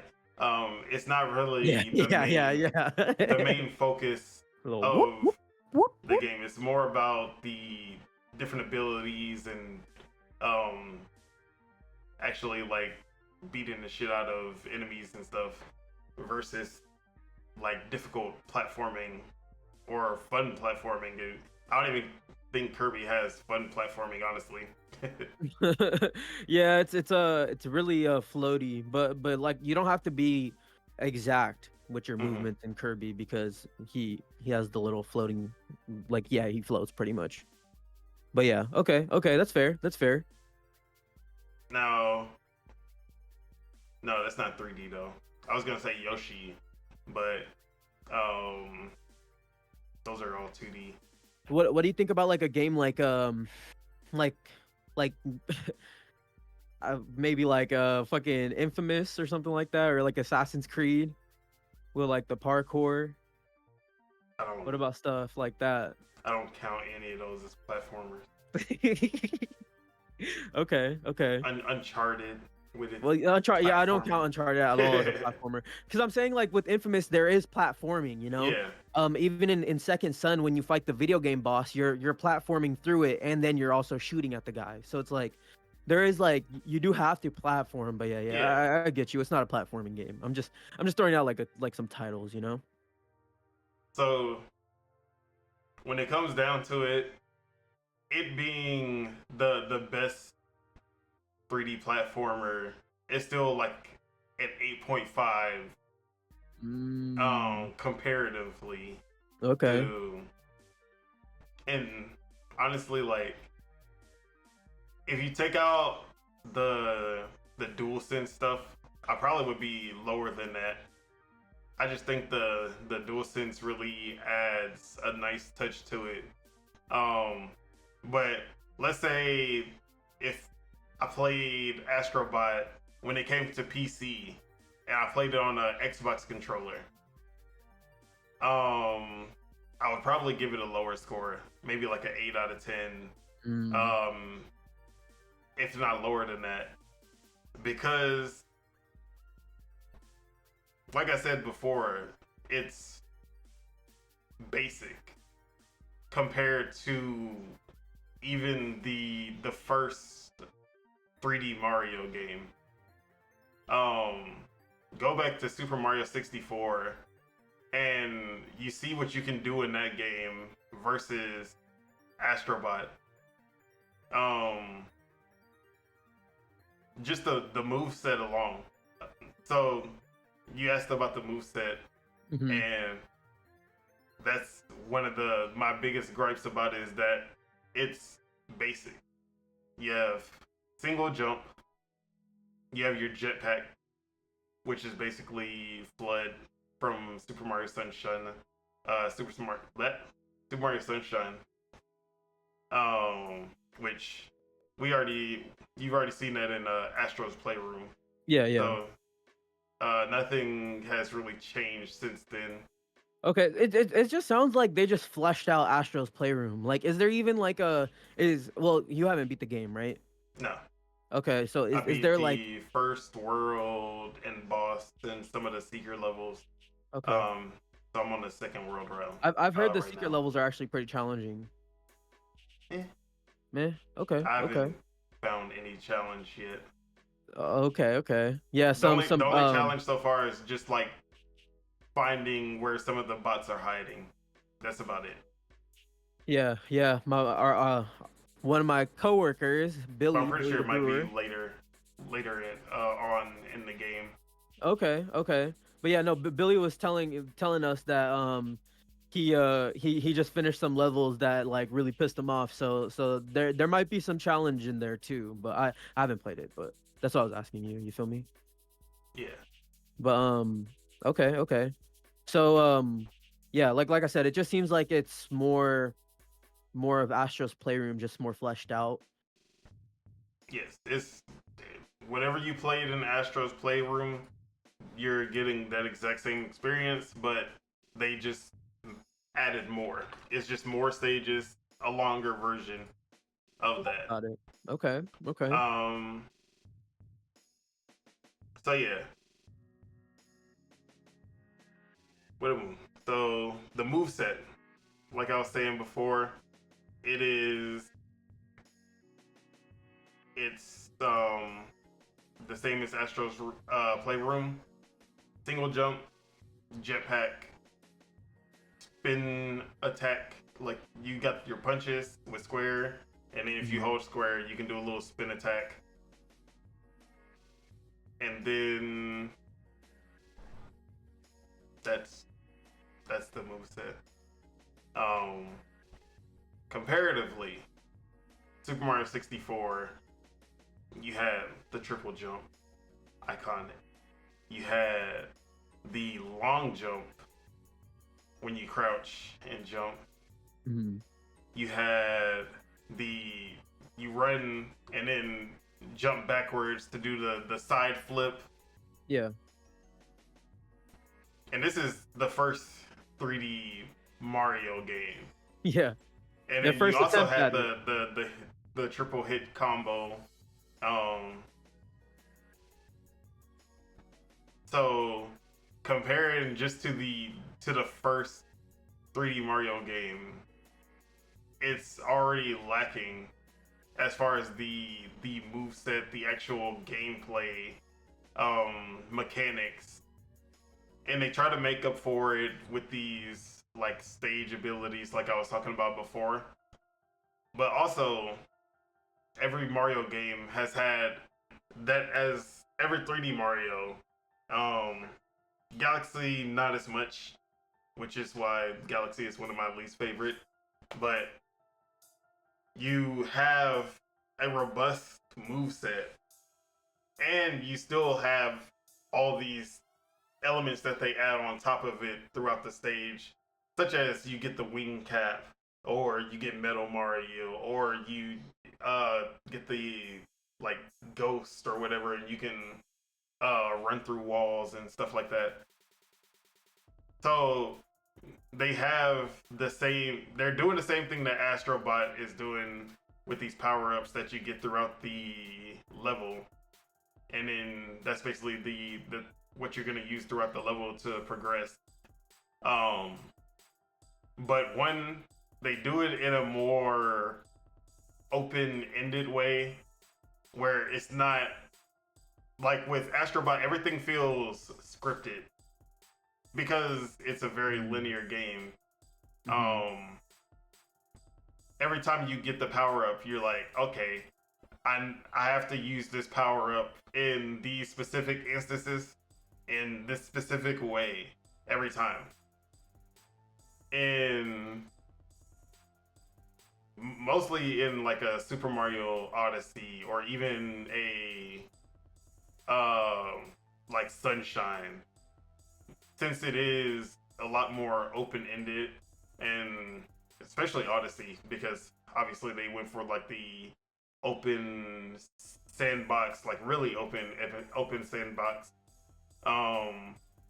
The capture mechanic would be basically your what I would consider the same thing as what Astrobot is doing for that game, where you can capture the enemies and become them, but they have specific movesets for those characters, and you can use them in so many different ways. Like, or you might have ones that are like only for specific things, but then you're able to become someone else who can do some things that you wouldn't expect until you like try it out. So that's really my biggest complaint, is that it's scripted to basically be like, it's definitely, it's designed to be like a Nintendo game, but it's not going like all the way there. It still has that PlayStation element, that the Uncharted element, where everything That game has is tainted designed. everything. Everything is designed to put the fun like directly in front of you. So like Uncharted, you don't get anything by going off the beaten path. All of the set pieces, all of that stuff is it's always in the path. Like all of the fun things is on a direct path that you should follow. Yeah. And they make sure that they just pack the path with all of the fun. There's no finding the fun, which is what I like in games. With the Zelda Breath of the Wild, Tears of the Kingdom, Super Mario Odyssey, those type of games give you the exploration and discovery and being able to just go off the path, and you discover so much and you find your own fun. So when it comes to Astrobot, and this will just lead into the next topic of, is Astrobot really that good? I find it hard to like, it doesn't make sense to me when you have Astrobot scoring a 94, 3 points below Odyssey, which is the biggest 3D platformer that we've gotten. Basically Astrobot's only competition, really. Because what other 3D platform, like Psychonauts 2, I still count that as an action platformer. Yeah.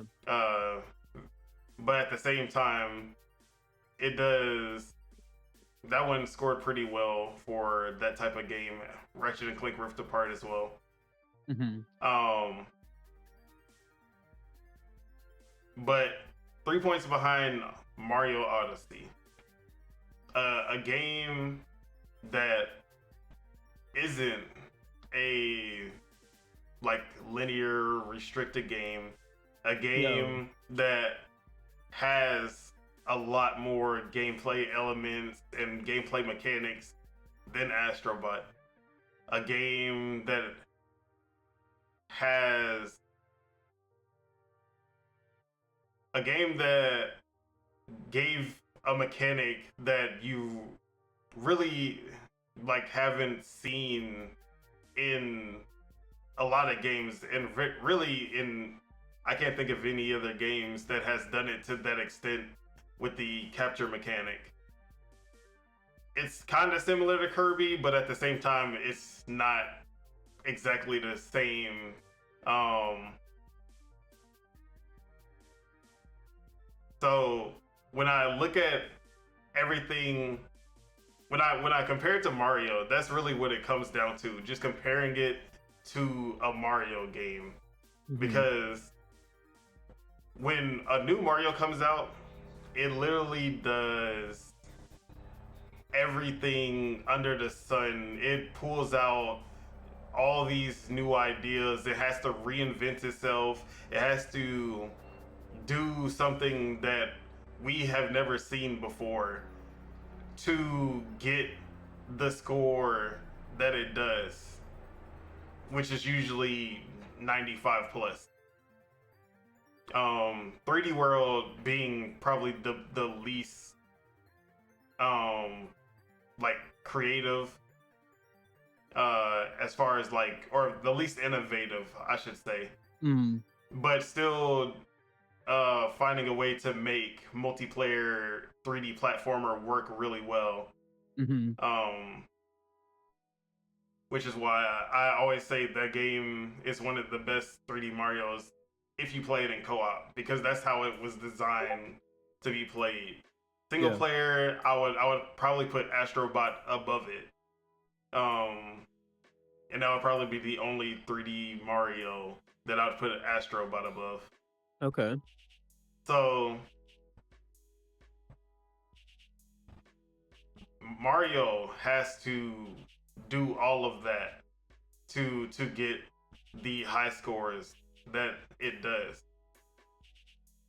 Astrobot is basically doing certain, like, is doing a lot of ideas that we have already seen in Mario games. But not only Mario games, there's so much inspiration from Nintendo games in general.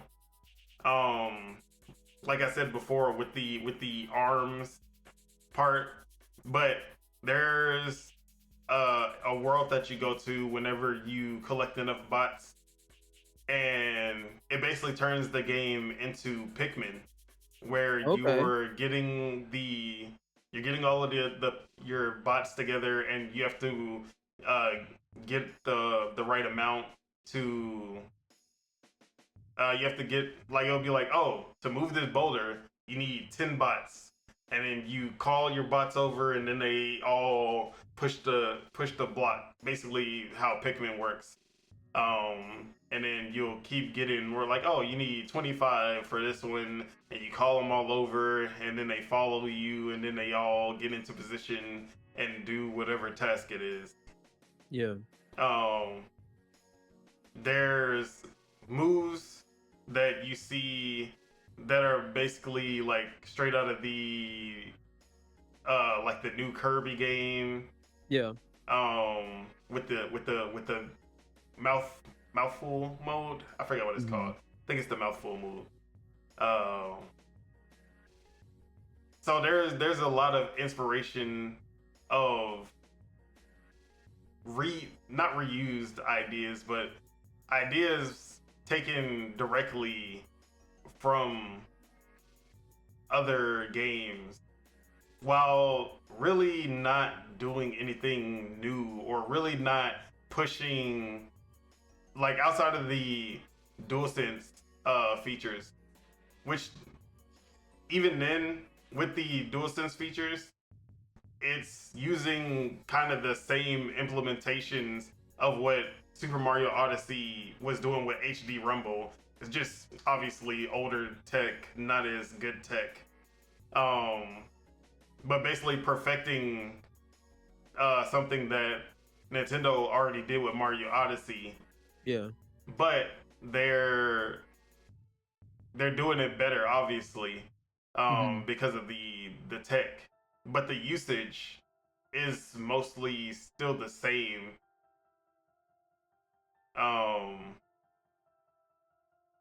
Like they're in Mario Odyssey, they would have these levels where you would basically like walk through sand, and then you're trying to find the moon that you need to collect, and you basically use the rumble to get closer, like when you're getting closer or not, and you can feel the sand, like when you're walking on sand, you hear it and it feels different than when you're walking on pavement or you're walking on grass, and you can feel the difference in the HD rumble.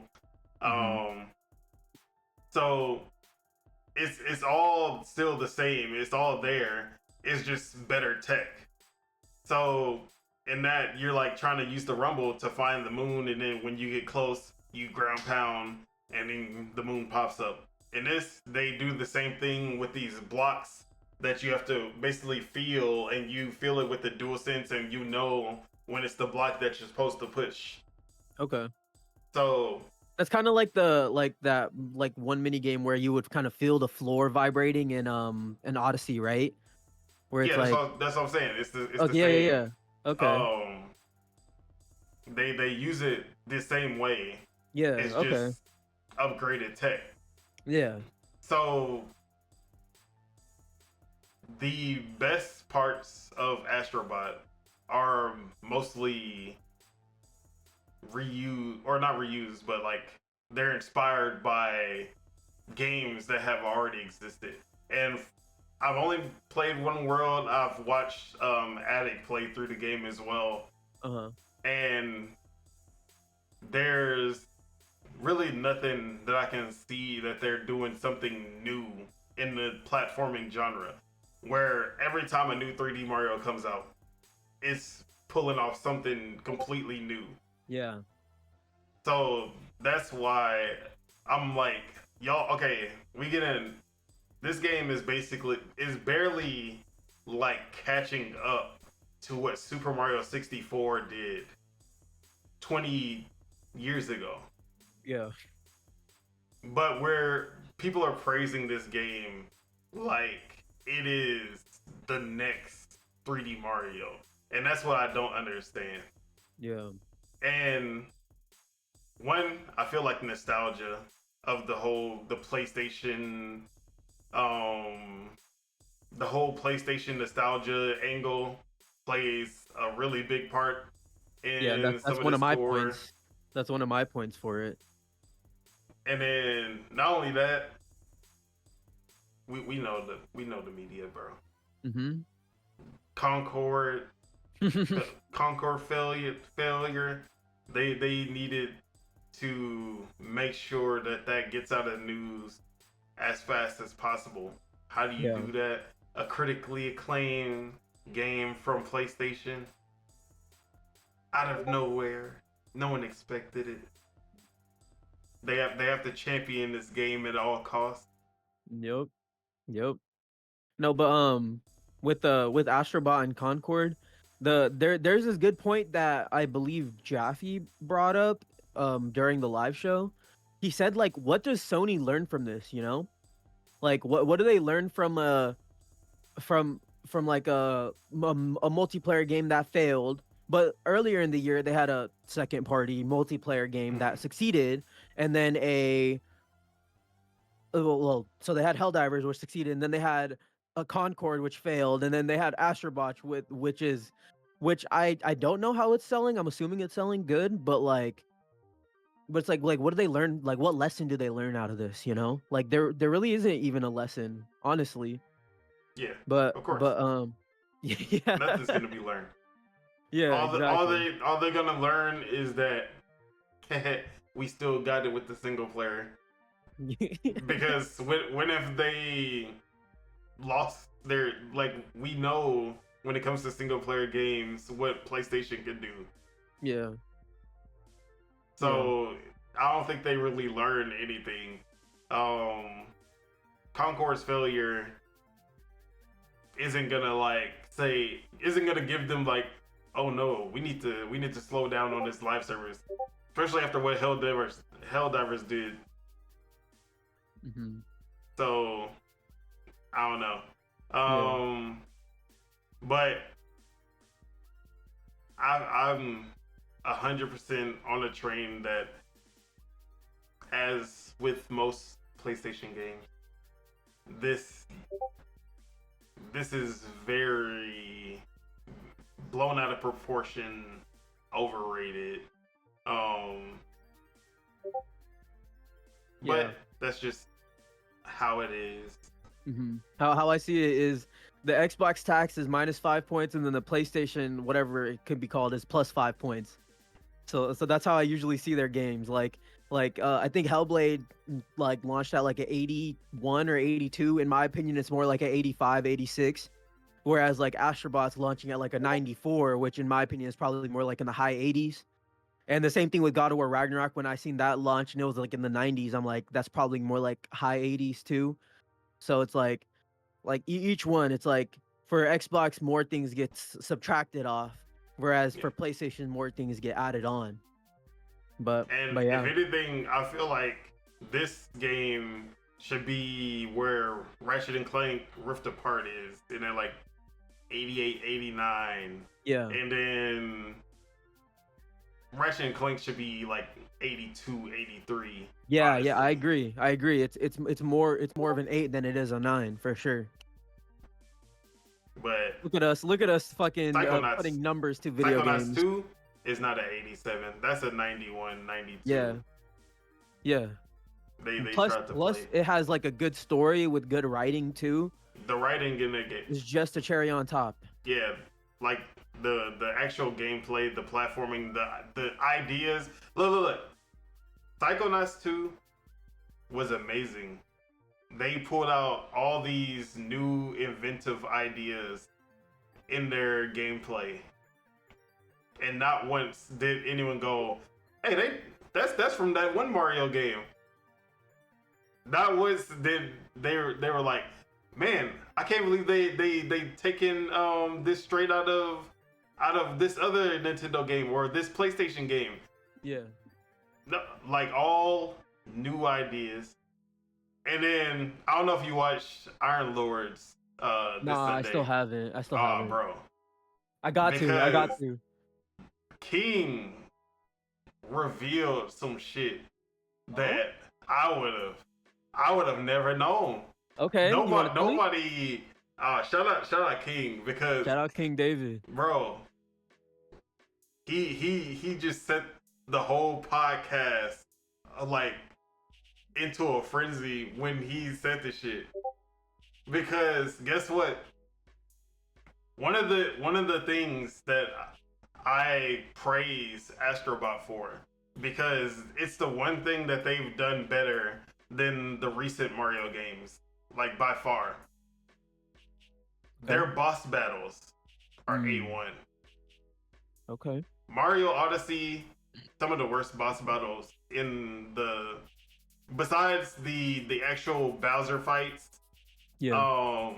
The like sub boss battles the little rabbits, besides the last one was pretty cool, but the first 2 or 3 were like really bad. Just easy, like not creative at all. And that's the one thing Astrobot gets right.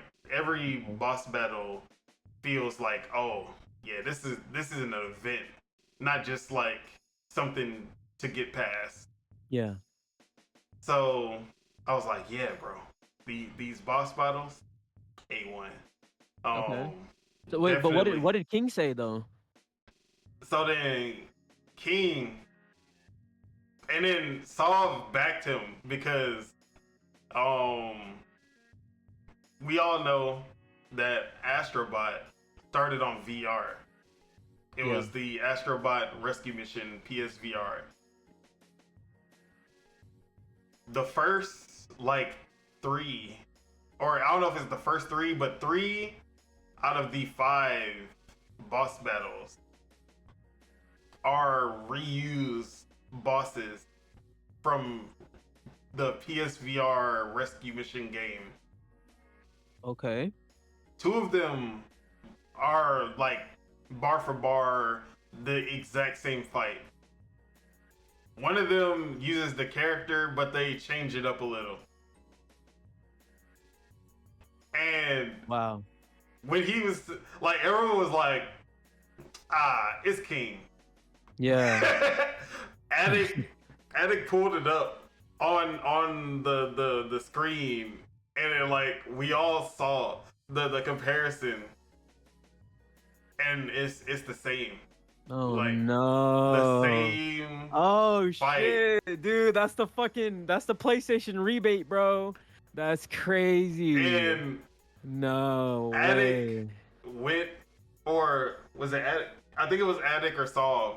They went and checked how many reviews mentioned that these were reused boss battles. Only 3. Only 3 articles.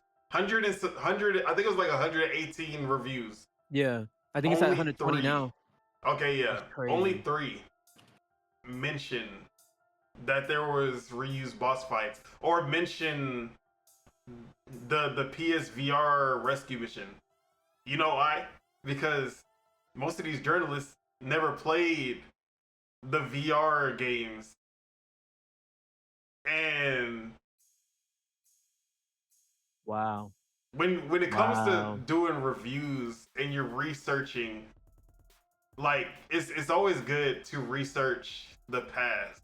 Yeah. The past games to see like where the game stands.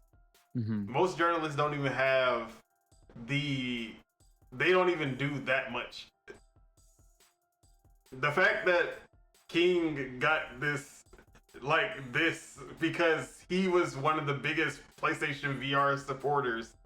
Yeah. And he played that game through and through.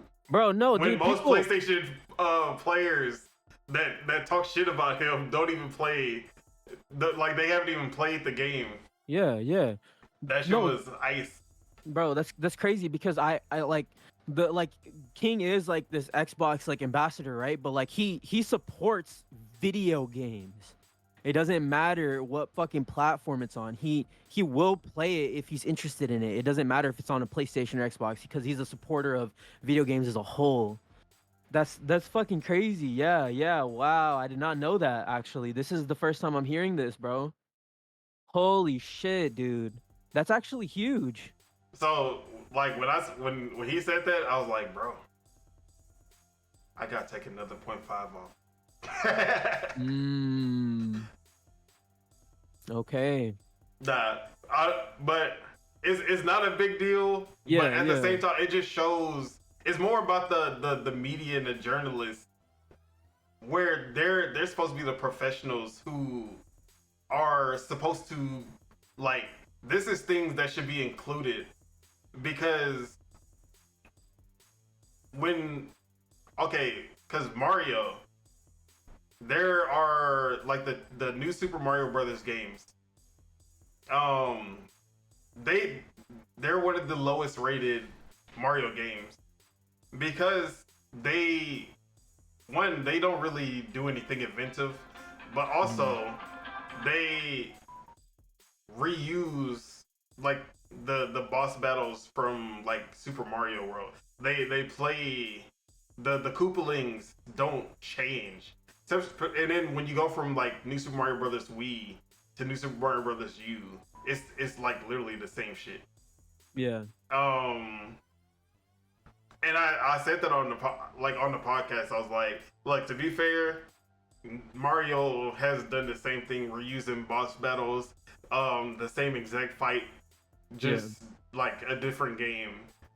So I was like, but you would see Nintendo journalists like they notice these things because they've played Mario from the jump, and they can easily see these things. Yeah. For a lot of these people, this is the first Astrobot game, really Astro's Playroom, but this is their first Astrobot experience. But they didn't do the research to go back and like see where it came from. Yeah. So yeah, Okay. So all in okay, all can though, I ask like a closing question to this? yeah, go ahead. Okay, so I joked about this like like a little bit, but with my boys, but this Astrobot and Space Marine is kind of like Oppenheimer and Barbie kind of coming out. I Or call it the go ahead. I call it Astro Marine. Like that's what I'm calling it. But I gotta ask, okay, which one do you think I should pick up? Should I pick up Astrobot or Space Marine? Because those are the two that I'm in between right now. I have Space Marines, but I have not played it yet. Okay, okay. Thanks to my Concord refund. Shout out to Sony for actually pulling through with the refund. But yeah, I'm trying to think. I mean, I want people to play Astrobot because I want PlayStation to make more games like Astrobot. Yeah. And by that I mean I want them to make games like Nintendo makes games and not like PlayStation makes games. Because it took PlayStation to literally design a Nintendo game to have their best game of the generation. Yeah. Okay, so you're saying like to the people out there and to me, like, to support this game so it shows, like, it tells PlayStation that this is what like more of what we want. Yes. Okay. And I don't think this game is gonna hit Spider-Man 2 God of War Ragnarok numbers. I'm probably expecting like a 5 to 6 million, like double Ratchet and Clank numbers, basically. But I don't think it's gonna be. It's definitely not gonna be the Mario Odyssey 30 plus million. That's not happening. Nothing's touching the Switch numbers. Nothing's touching that because the Switch player base they go and support those games. Like But, I think every franchise that was on the Switch is its like best selling franchise for Nintendo, right? Like all the the Metroid game that was on the Switch is the best selling Nintendo. Definitely the Metroid. Pikmin as well, right? Definitely Pikmin 4. 3D Mario. I don't know about 2D Mario. I don't think Super Mario Wonder or New Super Mario Brothers U has surpassed like New Super Mario Brothers DS or even the Wii version. Yeah, the same thing with Zelda too, right? Because Breath of the Wild is like the highest. Zelda was never a big seller. I don't know why people try to act like Wind Waker and Twilight Princess were these big games. Those games were barely like 10, 15 million sellers. So it wasn't until Breath of the Wild that it just became this huge thing. Yeah. But yeah, Kirby hit its best in the series. I don't think Mario Party has. Mario Kart 100%. I said Pikmin 4. That's probably 1 2, right? Yeah, Pikmin definitely. I think it did Metroid that in its first week. Yeah.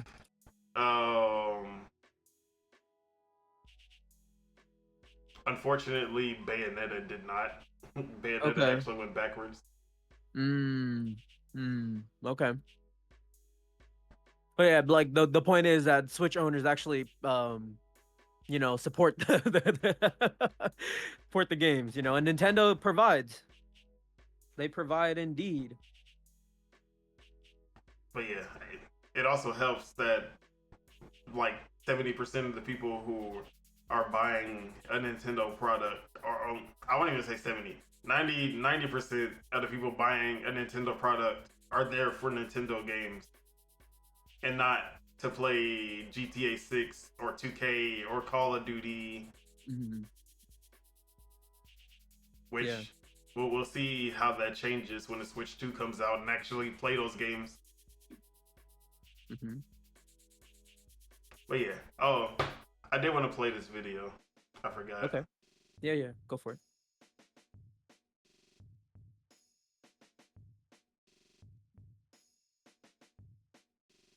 Now, don't mind the super. I honestly don't like this account extension. Okay. I forgot what her name used to be before she changed it, but she's like an Xbox like super fanboy. Yeah.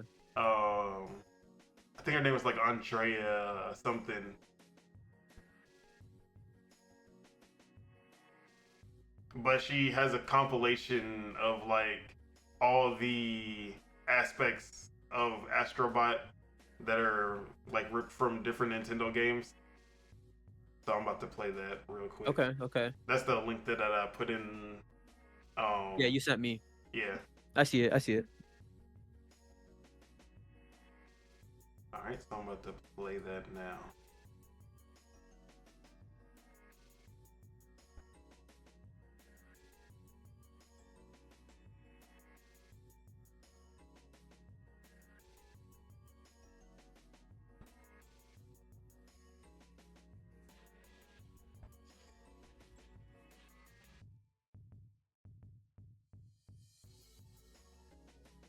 Nintendo's like, you stealing my whole fucking flow, word for word, bar for bar.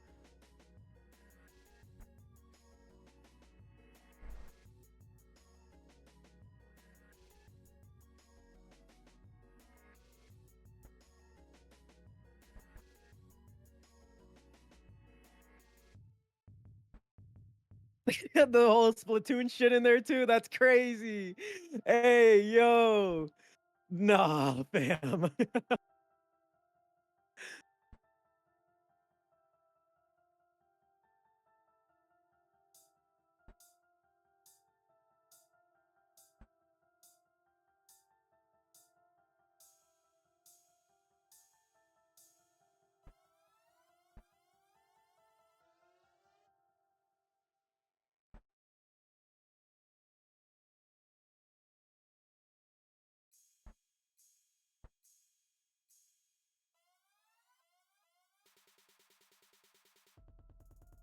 And there we have it.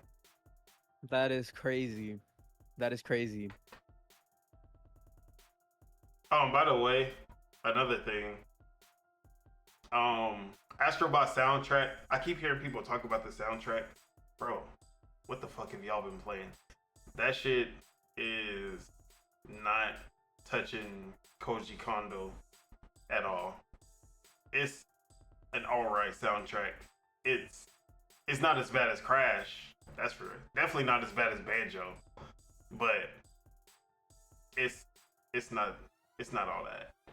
I've heard like one track out of the entire like in the first world that I was like, oh, okay, this shit actually A1.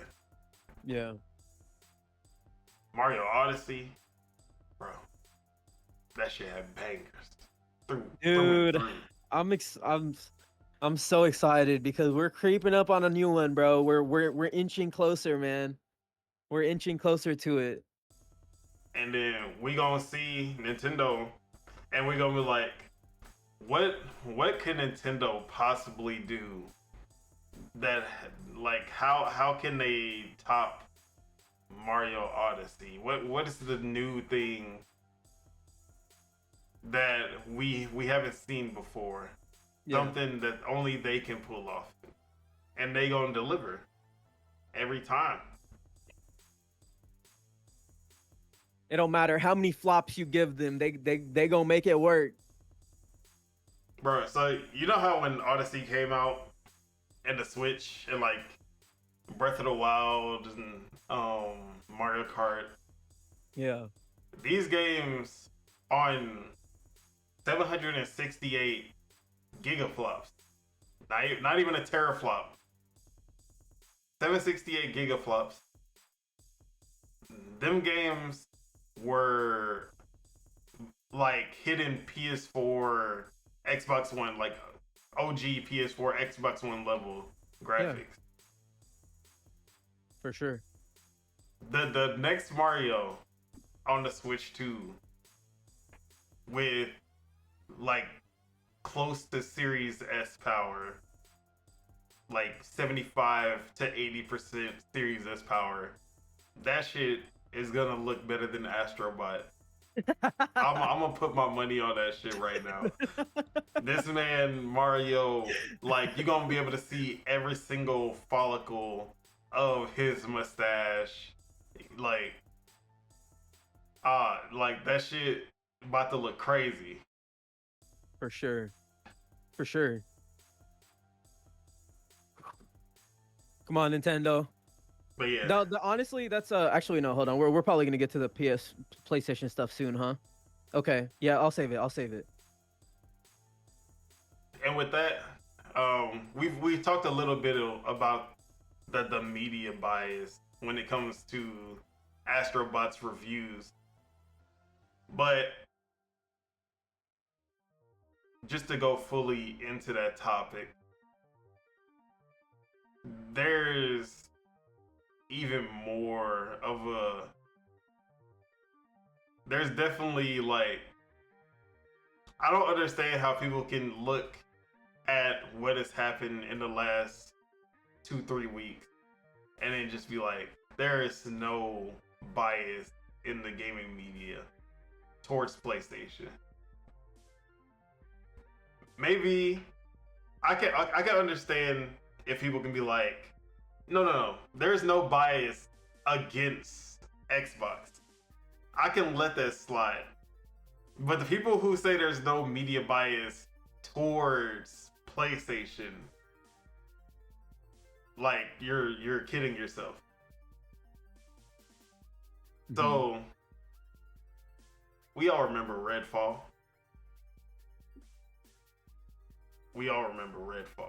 That was the biggest laughing stock, the event of the year. Everyone and their mama, every single journalist, every single publication took their shots at Redfall. No one held back any punches.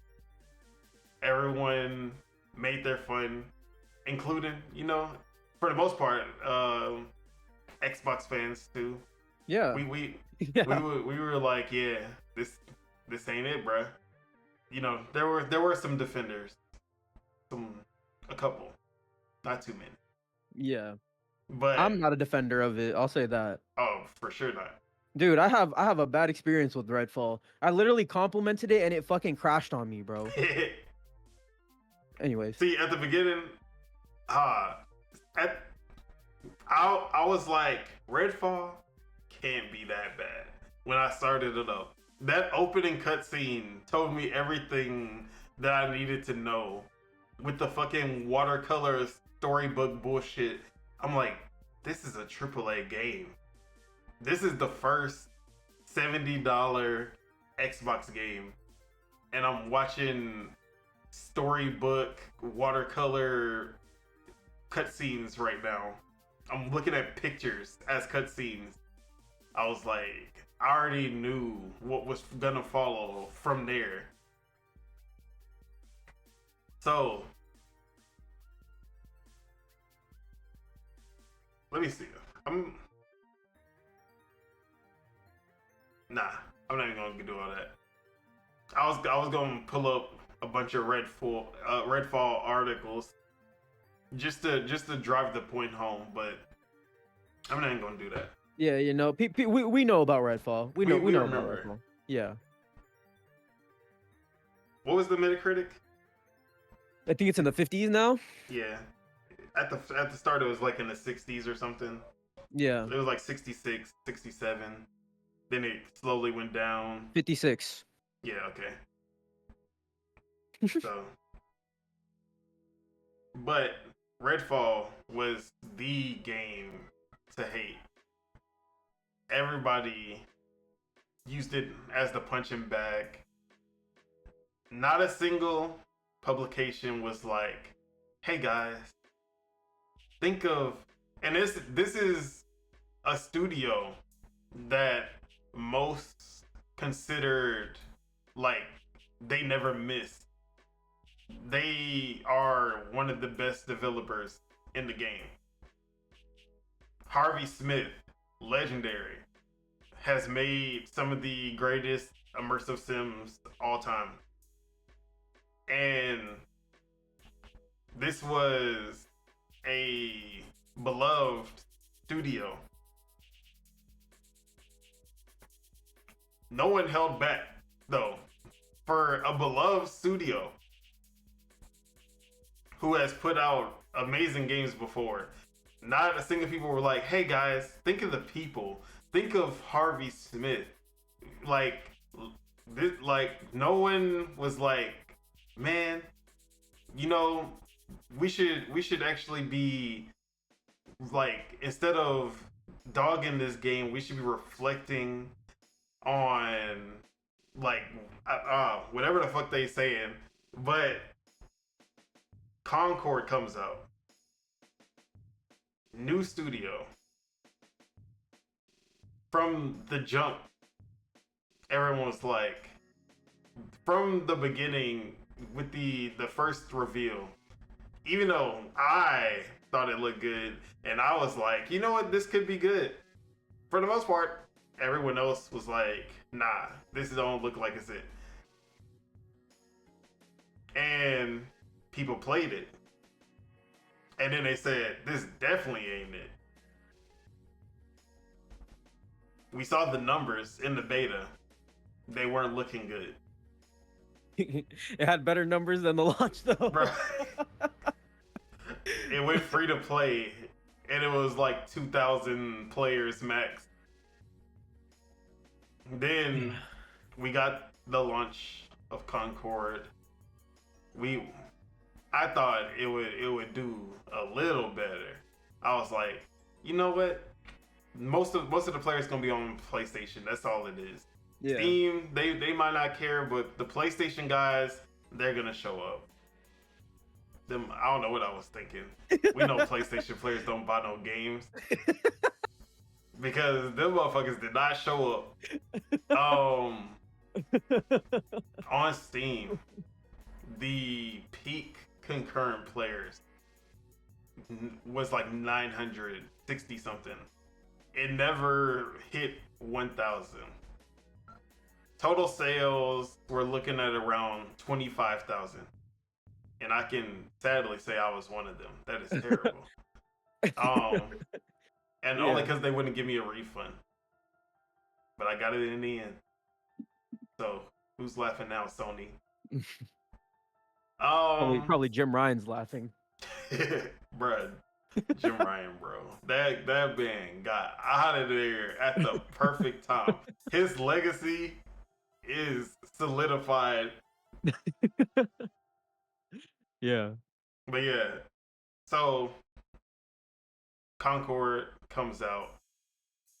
One of the biggest flops, if not the biggest flop in gaming history. Cause you know, back in the 360 era, you can flop, but you can put out another game in a couple years. Yeah. You can make like we spent 7 million, 14 million on this game. Let's just put out another AAA game in 2 years and make that back. Let's go back to our go-to, whatever that is. Yeah. This is not the same as back then. Definitely not. It was looking like 200 million was around how much they lost with Concord. Yeah. Which is which is the budget of a Last of Us Part 3 probably. Bruh. I mean, Last of Us Part 2 is around 200 and something million. So you already know they're not going to go backwards with the budget. It's going to be if Spider-Man 2 is 300 something million, Yeah. Last of Us Part 2 is going to be 350, 400 million. Oh, did you? I know this is a aside, but did you see how much Diablo 4 made in microtransactions? Did you see that? It made 150 million already in microtransactions alone. Makes sense. Isn't that crazy? Yeah, makes all the sense. Isn't it, bro? And that's the crazy part. Look, Concord. So Concord came out end of August. Yeah. And then it was closed the beginning of September 6th. The same day Astrobot comes out. I wonder why. Why did they pick that day of all days? But, I don't know. If I say it, they might call me an Xbox fanboy, bro. They might call me a fanboy. Lord Metroid, it might be in the chat telling me, "Yeah, Xbot." No. So yeah, they picked the day that Astrobot came out to kill the game that Herman Hulst said would be even more important than Horizon. And sweet. And first, before we even get the Astrobot reviews, we're seeing the numbers for Concord, and then it's a bloodbath. J-Rock's outside, Black Viking, all of them, they going hard on Concord, as they should. They getting all the hits in, all the revenge for Redfall. And then, without fail, the same journalist who blasted Redfall and Xbox and had Phil Spencer come on Kinda Funny to explain himself for Redfall and apologize to gamers. These same journalists are saying nowhere to be fucking seen, bro. Either they're just dead silent, or they're like, "Hey, come on, guys. We shouldn't be making fun of this. We should be reflecting, and we should be making sure that these developers are okay because they're people." Yeah. Think of the children. This is gonna lead to layoffs. Don't y'all guys care about the developers? It's all just a sick game to you guys, isn't it? The same motherfuckers. The same.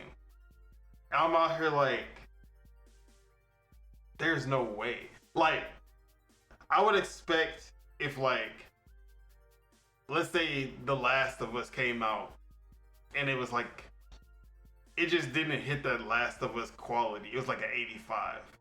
I would expect these journalists to come out and then be like defending something like that.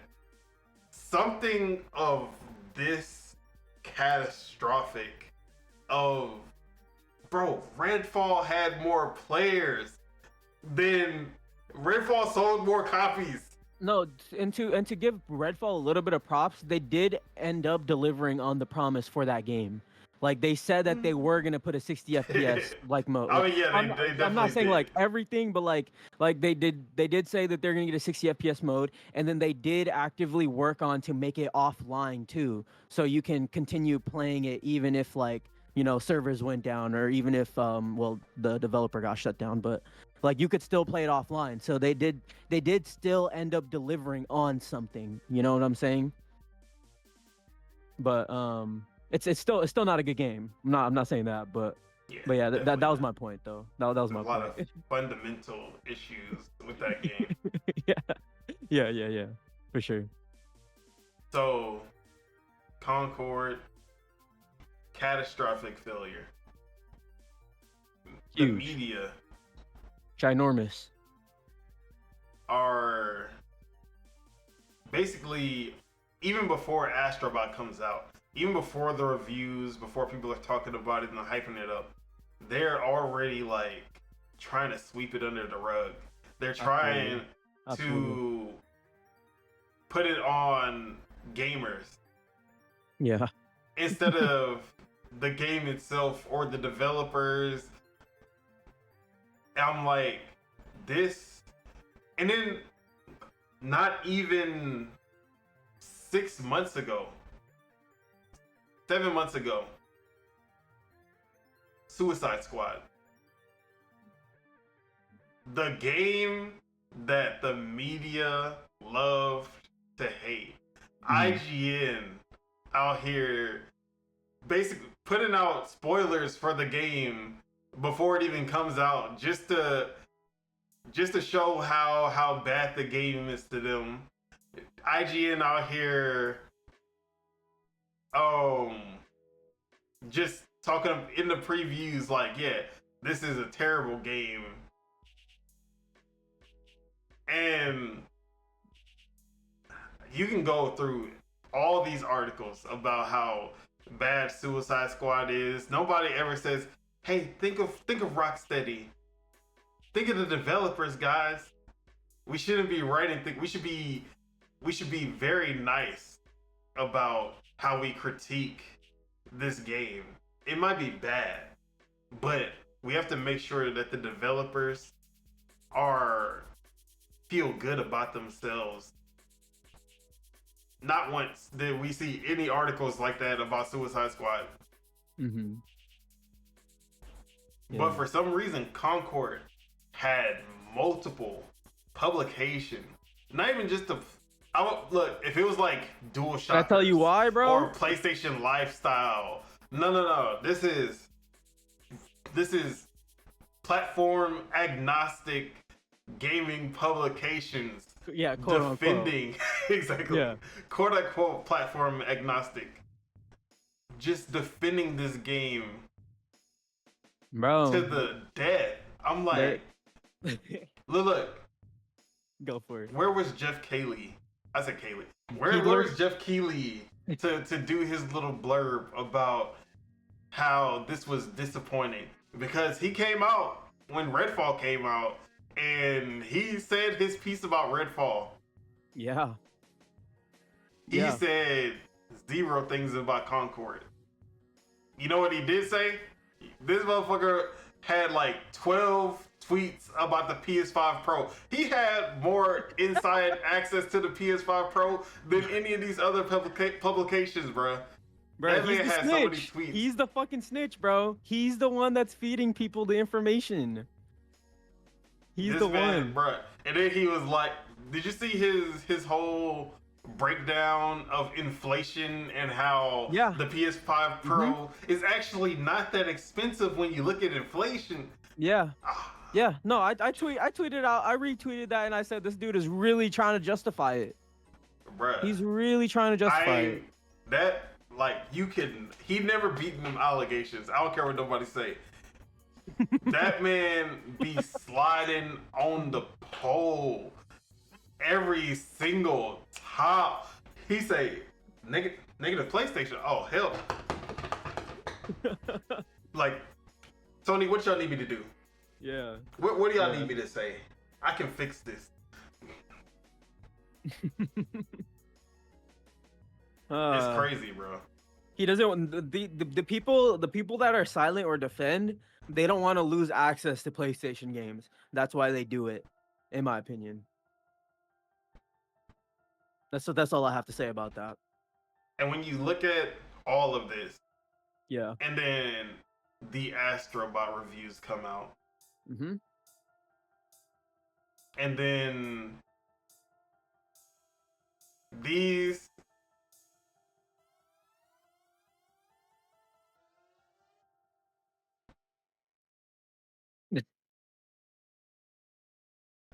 like that, bro. Like I can't even say the words that I want to say because I don't want to go too far. Okay. Yeah. But We're supposed to be platform agnostic, right? we try. We try. No, we No, give you shit try. when it You when try. I it don't. I'll say I try to give as much shit as I see it, and then I try to give as much praise as I see it. That's what I'll say. So the Astrobot reviews come out. Yeah. Like just in the nick of time. Oh, Astrobot 100% game of the year. Oh my god. This is the best platformer to ever exist. PlayStation has done it again. This is one of the greatest games of the generation. Like clockwork. You know, there was only one article that I saw where Eurogamer, of all people, they were like,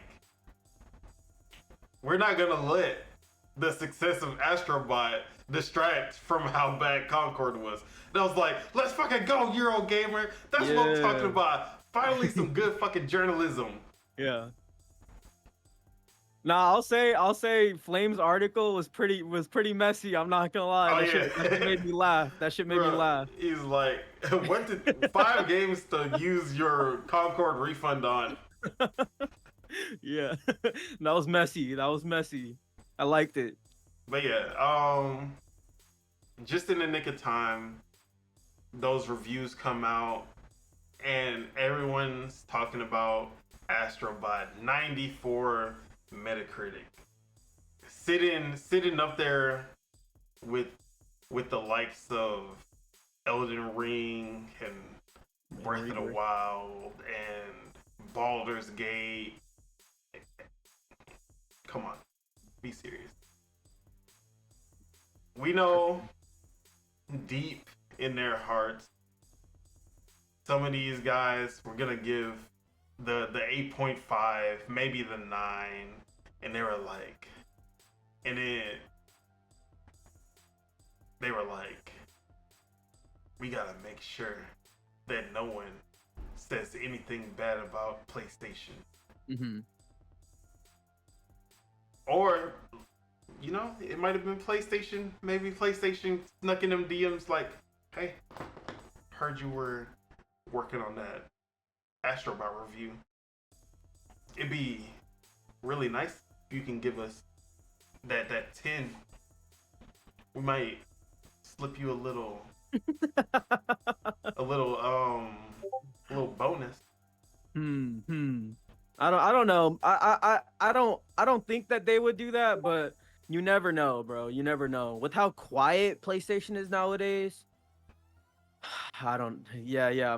I'm not gonna say they don't, but I'm not gonna say they do at the same time. With how the media, because we haven't seen it happen with Sony Gaming yet, but we've seen it happen with Sony Pictures, where they got caught paying for reviews. Yeah. I wouldn't put it past them. Oh wait, what movie was that for? It was a while ago. I can't even remember that was like 2010s. So I don't even remember. But okay. Yeah, it definitely wasn't Morbius. That's for sure. But this is with how the media is and how unashamed that they are when it comes to their bias for PlayStation. You can't blame people for even like putting that in the air that maybe PlayStation would pay for the reviews. even though I don't think that's actually happening, I Yeah. wouldn't be surprised if that was something that came out, not even in the slightest. Yeah. And there are ways that you can pay for reviews that isn't monetary. Like you were talking about the whole access, because you know Yeah, if you like want getting to like losing access blacklisted. to PlayStation's basically losing like clicks just like Yeah, that because they are the biggest, um, one of the biggest publishers companies in gaming. for sure. But the timing of all of this, the fever pitch of Astrobot, the quiet of Concord's failure, all of this together is just like the like there's you can't beat the allegations Mm-mm. for the PlayStation media bias. There's no way that you can look at all of this and be like, yeah, I just don't see it. Yeah. But yeah, you have any final thoughts before we move on to more positive news? Yeah, yeah. Where are we? No, I think we're wait, we have a little break. We have a little break before we go back to the absurdity that fucking PlayStation is on right now. Yeah, Um what's it called? Play that I've always said this. I've always said this. There's like people say like both Sony and Nintendo have like a bias, but I think for Nintendo their games are rated relatively well. Like I don't think there's no bias for their rating, but I do think they have like a bias in terms of like how they conduct business, you yeah. know? I definitely think there are certain games and franchises that do get that nostalgia bias Okay, for okay. sure. Yeah, yeah. Or like Pokemon Pokemon for being sure. one That's of one of them. them. Mhm. I think, but for the most part, the games get rated how I usually play them, and I'm like, yeah, this matches. Like the Mario sports games and the Mario parties, they usually end up in the 70s, some of them in the 60s. Um, and usually the ones that end up in the 60s, I'm like, oh yeah, I see why.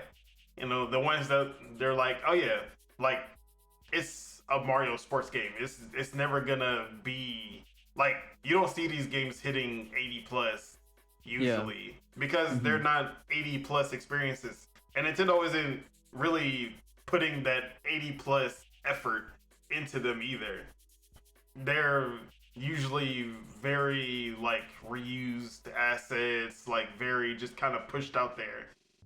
But Mhm. then they're big franchises, the ones that they do care about, the Mario's, the Zeldas, the ones that push the bar every time they come out. They hit numbers that match how much that they push the bar.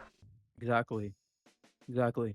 And that's why I say like there is a obviously there's a Nintendo bias because Nintendo like saved the industry, right? Way back in the day. But they deserve it because they're so inventive. Because they do so much even with so little. But it's like PlayStation, you give them all the resources and they kind of just keep on doing the same shit, you know? And they're still getting rewarded for doing the same shit. But like when like the other team like with Xbox for example like they're not doing the same shit, like almost every one of their releases is something different than the last one, you know. So it's like but they're getting no reward from that. They're getting like lambasted, they're getting more criticized for it, which is so odd where it's like we're gonna be in a year where we got like a single player like super linear super gorgeous game, and then we're gonna get a fucking strategy game like a 4X type of like civilization like from them, you know. It's like An there's RTS. Yeah, an RTS. First person narrative action game Yeah, with a Indiana licensed Jones. game. Yeah, we're getting a licensed game from them. Even with in 2022, the year that everyone fucking hates, they put out Pentiment, which is this like 2D hand drawn type of like story based game, and then they put out Grounded, which is a survival game.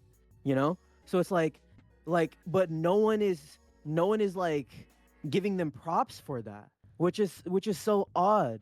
And that's why I always say like I love the diversity in games, which because like it might not mean anything to me, like I might not be super excited for Flight Simulator, but the fact that they are having that game with like a single player first person license game, and then an RTS, and then like an RPG later on after that, and then a first person fucking Doom game. Like there's just so much diversity, and like no one is looking at that. But yeah, no, there's 1000% a And PlayStation bias yeah, for sure. and the thing is, Nintendo has that same diversity Exactly. where like Nintendo is out here creating like genres basically because like what the fuck was Pikmin? You can Yeah. kind of say it's an RTS, Yeah. but it does not play like any other RTS out there when it came out. Splatoon, yes, you can like we have games that are copying Splatoon now. They're not just like, oh, this is a third person shooter. No, this is a Splatoon like. Yeah, for It's sure. like you can say that Dark Souls is an action RPG, and you can just categorize all Souls games as just an action RPG. But no, though they're called Souls likes for a reason because they're so the way that they spun the action RPG genre. There's there's a reason why Souls like is a subgenre of its own. Yeah. So when it comes to Nintendo, they're putting out platformers, action RPGs, open world and linear. Mm-hmm. Um, action platformers like Kirby, 2D, 3D. Then you have um, Bayonetta, character action game, just pure action game. You have same with Astral Chain. Then you have the sports games, every sport under the sun. Which first party, besides MLB The Show, what first party studio is making sports games? We None. we out here still waiting on EA and 2K, and that's it. Yep. They got their whole sports line, although they mostly we still waiting on that Sluggers. So get that out. Um, and we need a American football game too. Even Oh, that though, would be but sick. like That you would be know, sick. Japan, they're like, bro, what is this American football, Yeah. bro? You know how hard Mario football would go. That would That go should be hard, crazy. bro. That would go hard. I'm still mad at them about strikers though. So Yeah, yeah. they fucked that shit up. Um, but yeah, they do so many, and then like Metro Prime, first person action shooter. You can call it like a first person shooter, but Yeah. it's closer to like a first person action game with some platforming elements. Um, Kart Racer. Yeah. If they ever make an F-Zero, that would be another racer in a different genre. Like they JRPGs, Xenoblade Chronicles, and tactical strategy RPG with Fire Emblem. They go all over the place. So, and then you can look at the same thing for PlayStation from the beginning of this generation. Yeah. You started with uh not even I'm not going to include no remakes. So I'm not including Demon Souls. Um Miles Morales, third person action game, open world. 2021 Horizon Forbidden West. right? No, that was 2022. Yeah, that was Ratchet and Clank. 2022. Ratchet and Clank, third-person action platformer. Yeah. Definitely more action than it is a platformer at this point. Yeah. What else came out that year? 2021? Yeah. That was that and Returnal. Yeah, Returnal, third-person action. There's some platforming in there too. Yeah. Third-person action roguelike. I think that was. Oh, and no, Gran Turismo was 2022 also. Gran Turismo was 20. Yeah, that was 22. I'm looking. Maybe that was also the year for Death Stranding, director's cut. No, I'm not talking about no re-release. Oh yeah. You said that. I forgot. Destruction All Stars. Yeah, how could we forget Destruction All Stars? Yeah. We're not gonna let that one slide. That was they tried something new. No, now notice the picture. I think 2021 might have also been Deathloop. Oh yeah. But that's Xbox. No, that's Xbox now. Yeah, so we barely shouldn't count it. But yeah, Ghostwire Tokyo, I think was that year too. Oh, so yeah, 2021. They tried something new. It didn't go how they wanted it to go, but at least they tried. 2022, Horizon Forbidden West, third-person open-world action game. Gran Turismo, racing game. Yep. It did well for them. God of War Ragnarok, third-person, open-ish action game. Not open world, but open enough. Yeah, open areas. Yeah. And then 2023, literally just Spider-Man 2. Third-person open world action game. If you want to count the third-party exclusives, Forspoken, third-person open world action game. Final Fantasy 16, third-person open-ish action game. Another open areas type of game.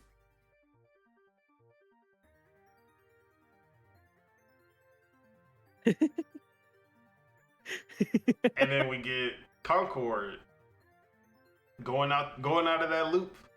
First person hero shooter. What? It did not go their way. Nope. What did they do? Third person platformer action ish. Yeah. Yep. Works every time. The reset. It's the reset. What's that?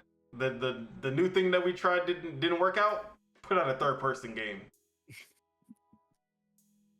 Yeah. It is kind of like their break glass, like hit the red button type of moment for them. For sure.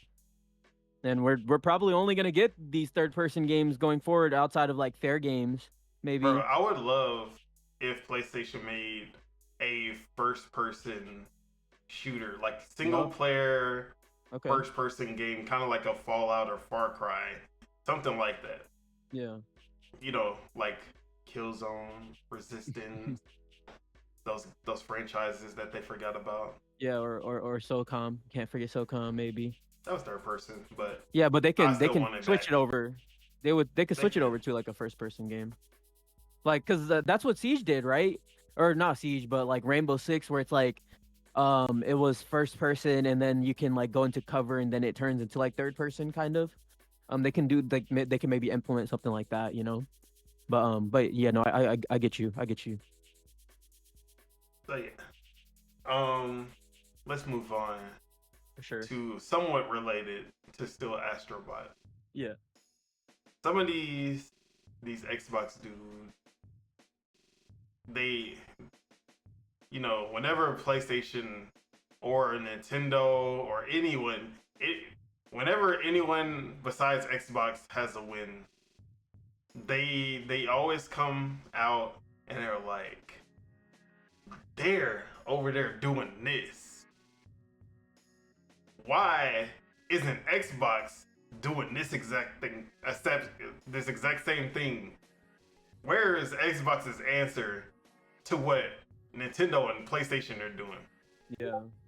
Why do we have 90% of the genres covered, but not this 10%? Every like woodwork, like literally like woodwork, it comes out every time. For sure. Xbox, we just talked about, has literally genres that PlayStation has never touched in their entire existence covered. But the moment they make a new platformer, where's Xbox's platformer? This is what is gonna make Xbox succeed. This genre right here. Where is Xbox's high fidelity third person action game like what Sony got? Hellblade 2 comes out. We're not buying that. We're not playing that on Game Pass. They just know where to be found when it finally comes out. Yeah. And with a platformer, it would literally be the exact same thing happen. At least the platformers that they want. Because they want Banjo. They want Crash. Trash. They want that shit back. Yeah. And they like, yeah, this is the perfect time. Bring back Banjo. Bring back Crash. These are the games that's gonna save Xbox. Everybody's been waiting for these trash ass platformers. This is what the fans want. Who are these fans? Yeah. Who are these fans? Yeah. Banjo, maybe. And that's only because Nintendo players still, they want Banjo. Not the Xbox players. Yeah. So that's the only reason I say maybe Banjo. You can get a cool 3-4 million maybe. Not even that. Probably like 2 to 3 million. Crash? Bro, stop bringing up Crash. Let that man die. Yeah, the only time that I want to hear Crash going forward is the fucking that Crash Team Racing the kart game. Oh, bro, that's the only thing I want to hear. It's 100 times better than the game. Absolutely, bro. Just like that, the Sega All Stars Racing. Yeah, bro, that shit fire too. So, Crash, stay your ass at home. Look. Unless you're pulling up in a whip. But the new Crash was supposed to have Spyro in it. They were supposed to team up. Bro, he was about to drag Spyro down with him. Let Spyro come out on his own. Yeah. That's hella funny. But my question to you. Yeah. Does Xbox need to answer Astrobot with a platformer? Okay, so I don't know if I've already told you this, but I don't think Xbox needs to answer back with a platformer specifically, but I want them to do kind of like what Astrobot is doing for PlayStation, where it's like a celebration of its IPs.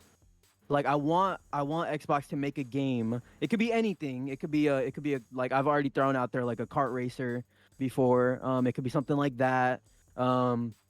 It could even be like a 3D fighting game, like I mentioned with Team Ninja, maybe. You know what I'm saying? Where they can like kind of bring in like the fighting mechanics of like Rise of the Ronin or something like that, and just put like a bunch of skins on it.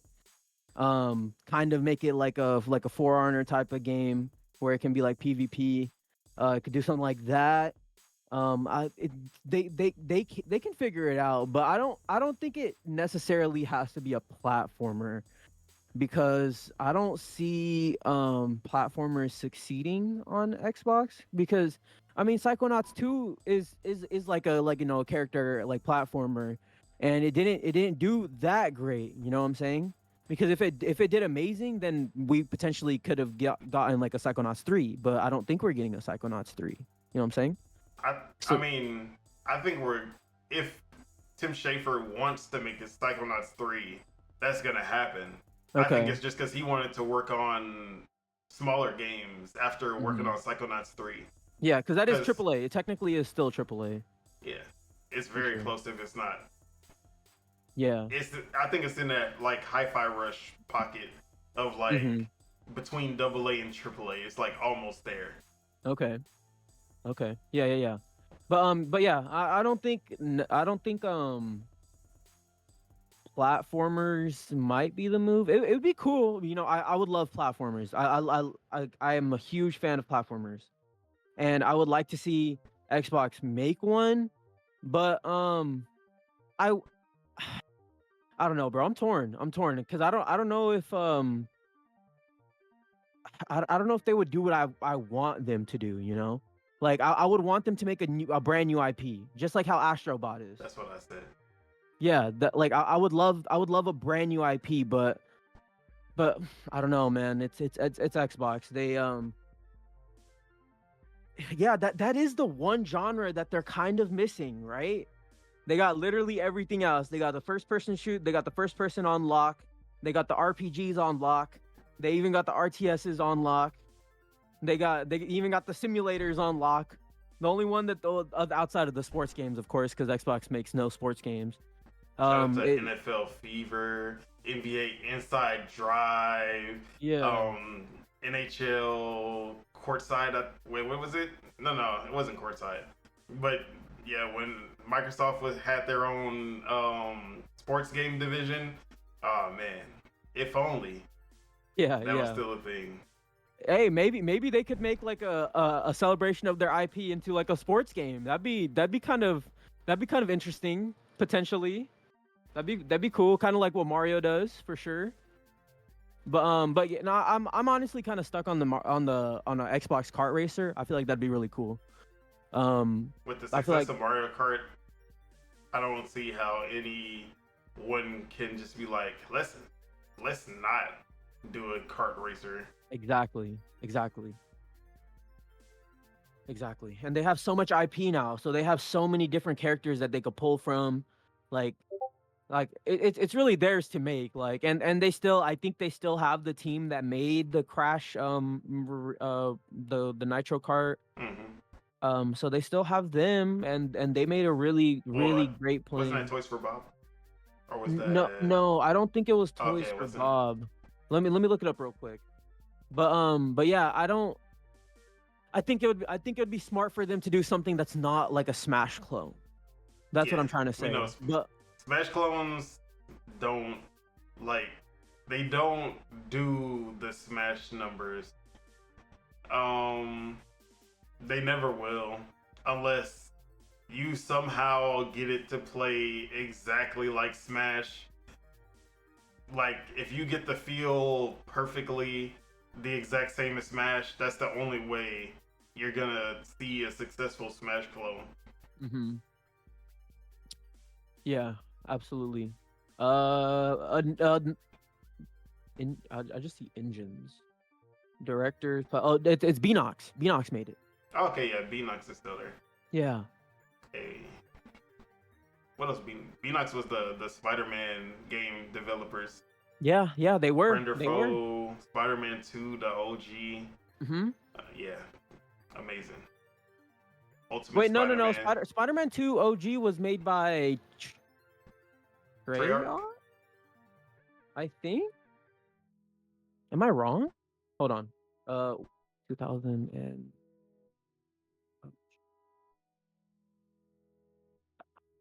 Spider-Man 2 2000 and I think it was like 2004. yeah, yeah.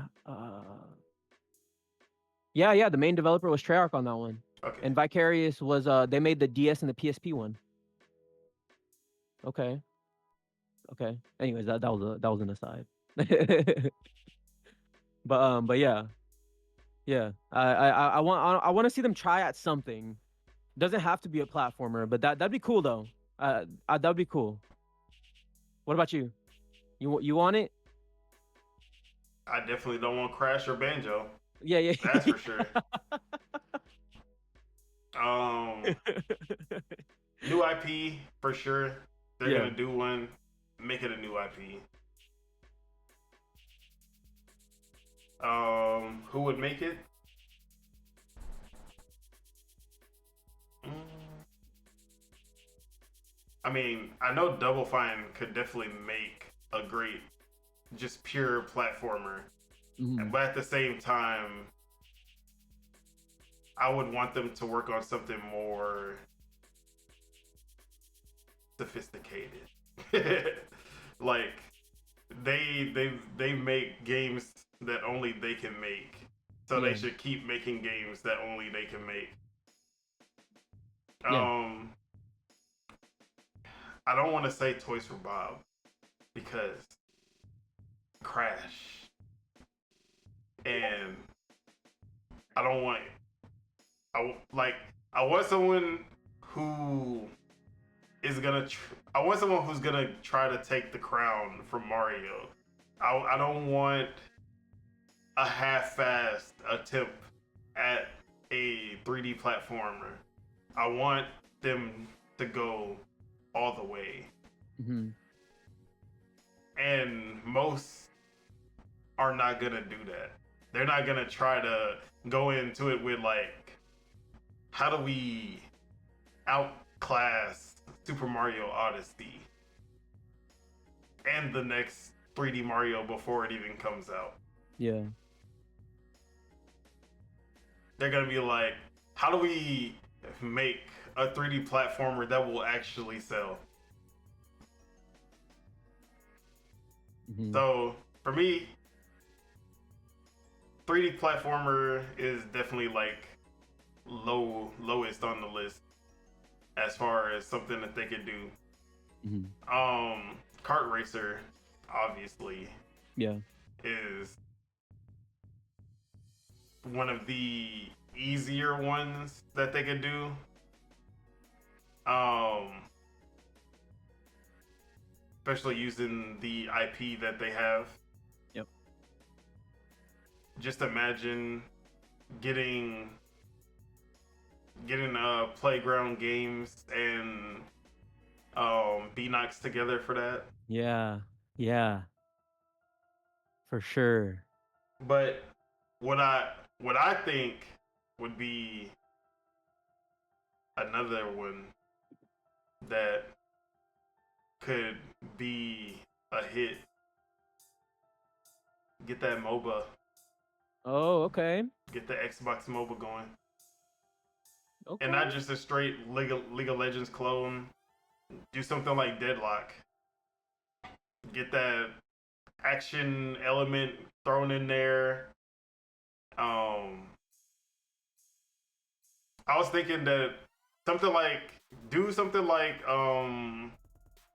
Deadlock where it's more action focused, but make it a twin stick shooter, isometric Mm. twin stick shooter instead Okay. with different abilities, Yeah. and then obviously using the Xbox IP. But yeah, I think really anything that they can use a celebration of all Xbox IP would be a win. And a good answer for Astrobot. Not that they need an answer, but Yeah. it would be good.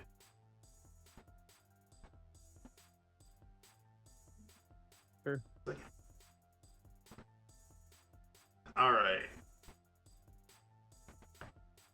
Before we get into the news,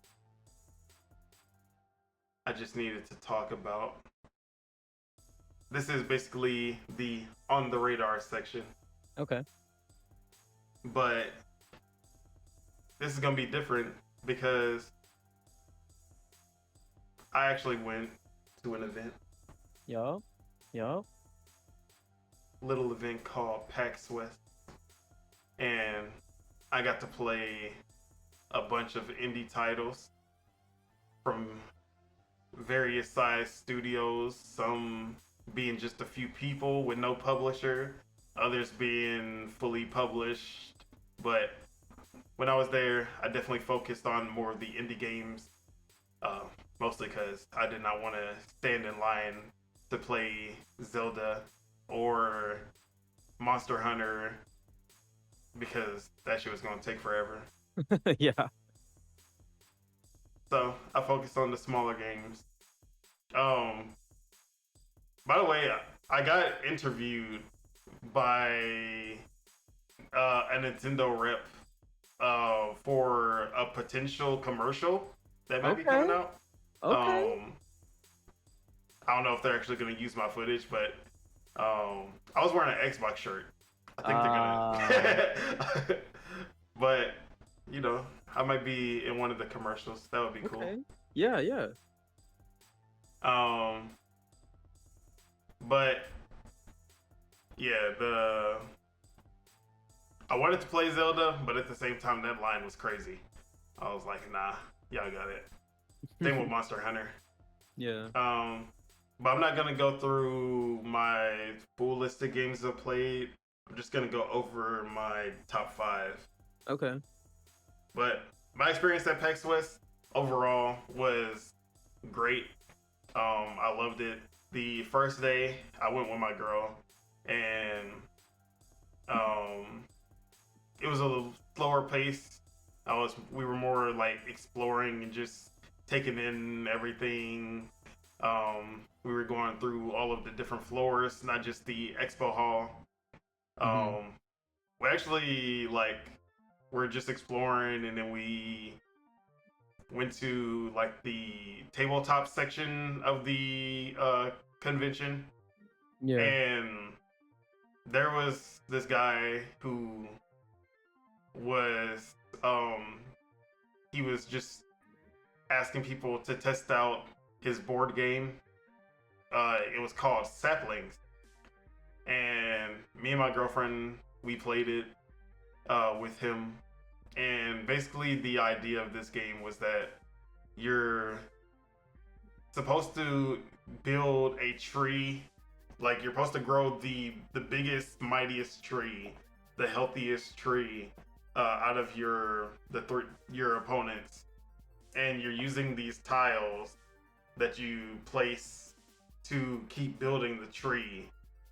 And then these tiles are worth certain points. You have to put them in certain positions to make sure that like you get the biggest amount of points, and you have to strategically place your tiles so that you're not killing any opportunities to score later, but also you only have the selection of like 2, so you have to place the tile.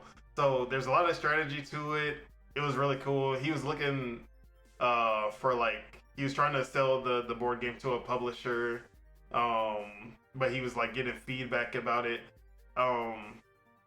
But I just want to talk about it just because it was a really cool experience, and like talking to him about it and how passionate he was about the board game. I know it's not an actual video game, but Yeah. this was my honorable mention because Okay. I wanted to get that out there. If y'all ever see Saplings at your local store, and you're like, hey, that's that game that Otaku was talking about, make sure I'll give it a good look. Maybe pick it up. I want him to succeed. He was very passionate about his game, and Yeah. me and my girlfriend really liked it. We were like, yeah, if it comes out, we'll definitely be on the lookout. But let's get to my top 5. So the first game, I think this was announced at the Game Awards last year, and it is called Usual June. And this game is from a studio called Finji, I believe.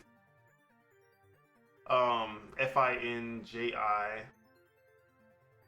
And it's an action game with some puzzles, kind of Zelda-ish.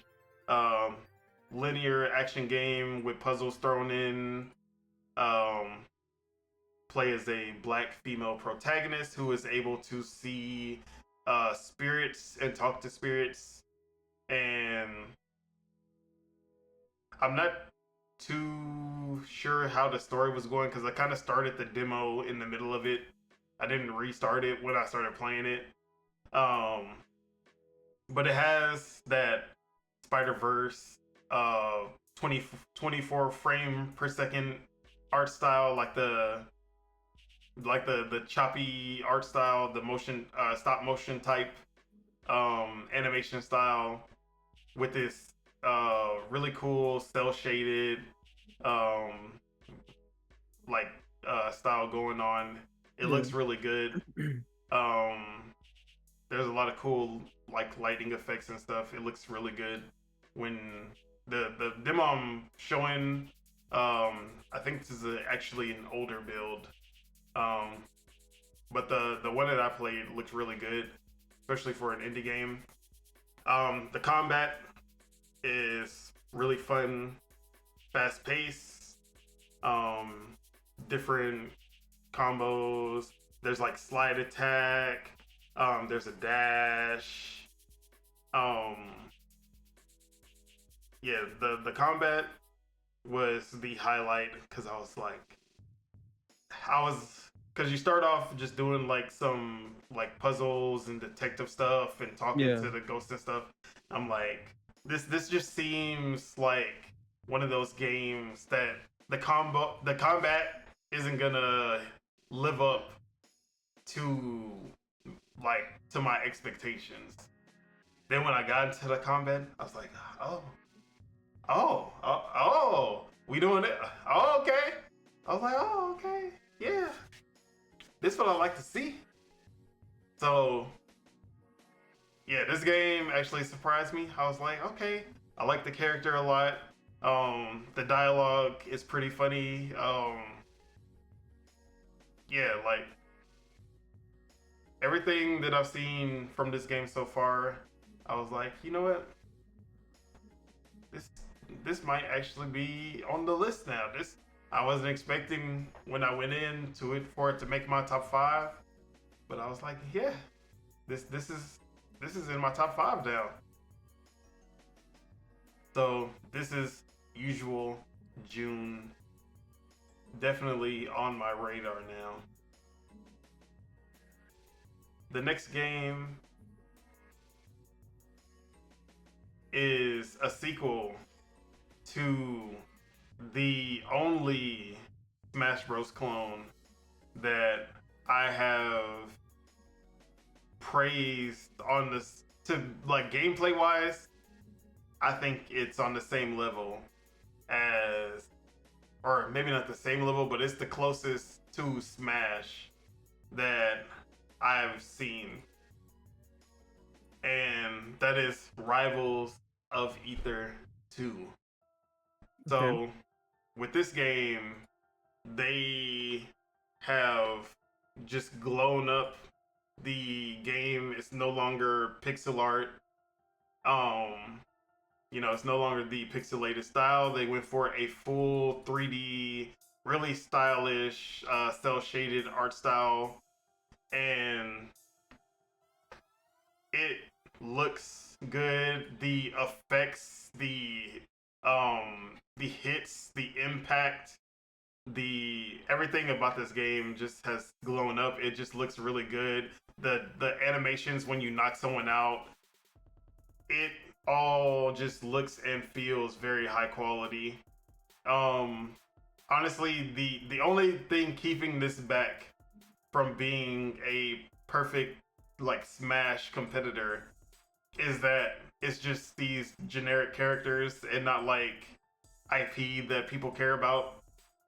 If Multiverses played like this, it would be 100 times, like, it would not have lost its player count so fast. Because combat wise, this is like the biggest Smash competitor out there. Yeah. So yeah, this Okay. this game felt great. I played like 3 matches with random people, and like everyone was just having a blast. We were just laughing, having a good time. Just yeah, I was getting used to it. I was playing with the elephant mammoth guy. Um, he was really cool. I forgot what the animal was. There was another one I played with that was a little faster and lighter. Um, but both characters I played with, I enjoyed playing with them and learning their abilities and learning how to play with them. But yeah, Okay. I can see this game being it's gonna have a following for sure. It's gonna have a big following. Um, is it gonna be Smash? No, not not gonna happen. But this game is definitely gonna have a player base that really enjoys this game and sticks with it for a long time, just like the first one. So that is Rivals of Ether 2. Nice. All right, the third game. So this game is not published, not with a publisher or anything. This was just a straight indie game, and it is called Wild Woods. Wildwoods. So I've never heard of this game, never saw it at like any kind of events, indie events or anything. This is my first time ever seeing or hearing this game.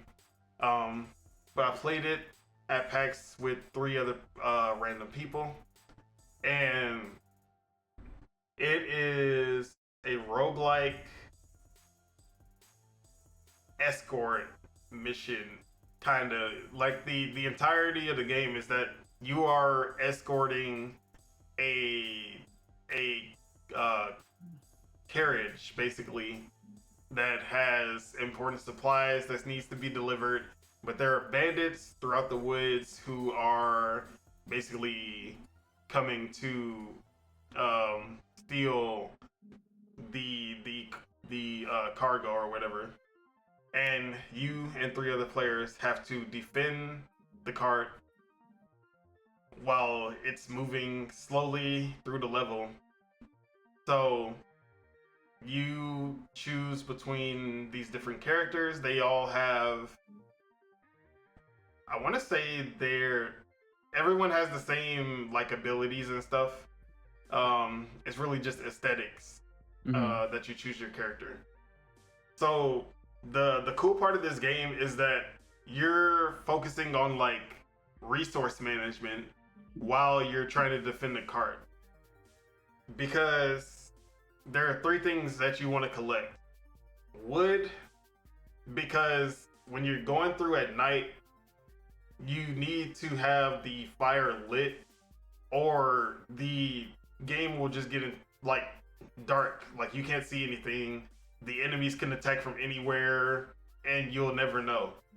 So you want to have the cart lit, and then second thing is heals. There are herbs that you pick up and you toss them into the caravan, and then you can heal from there.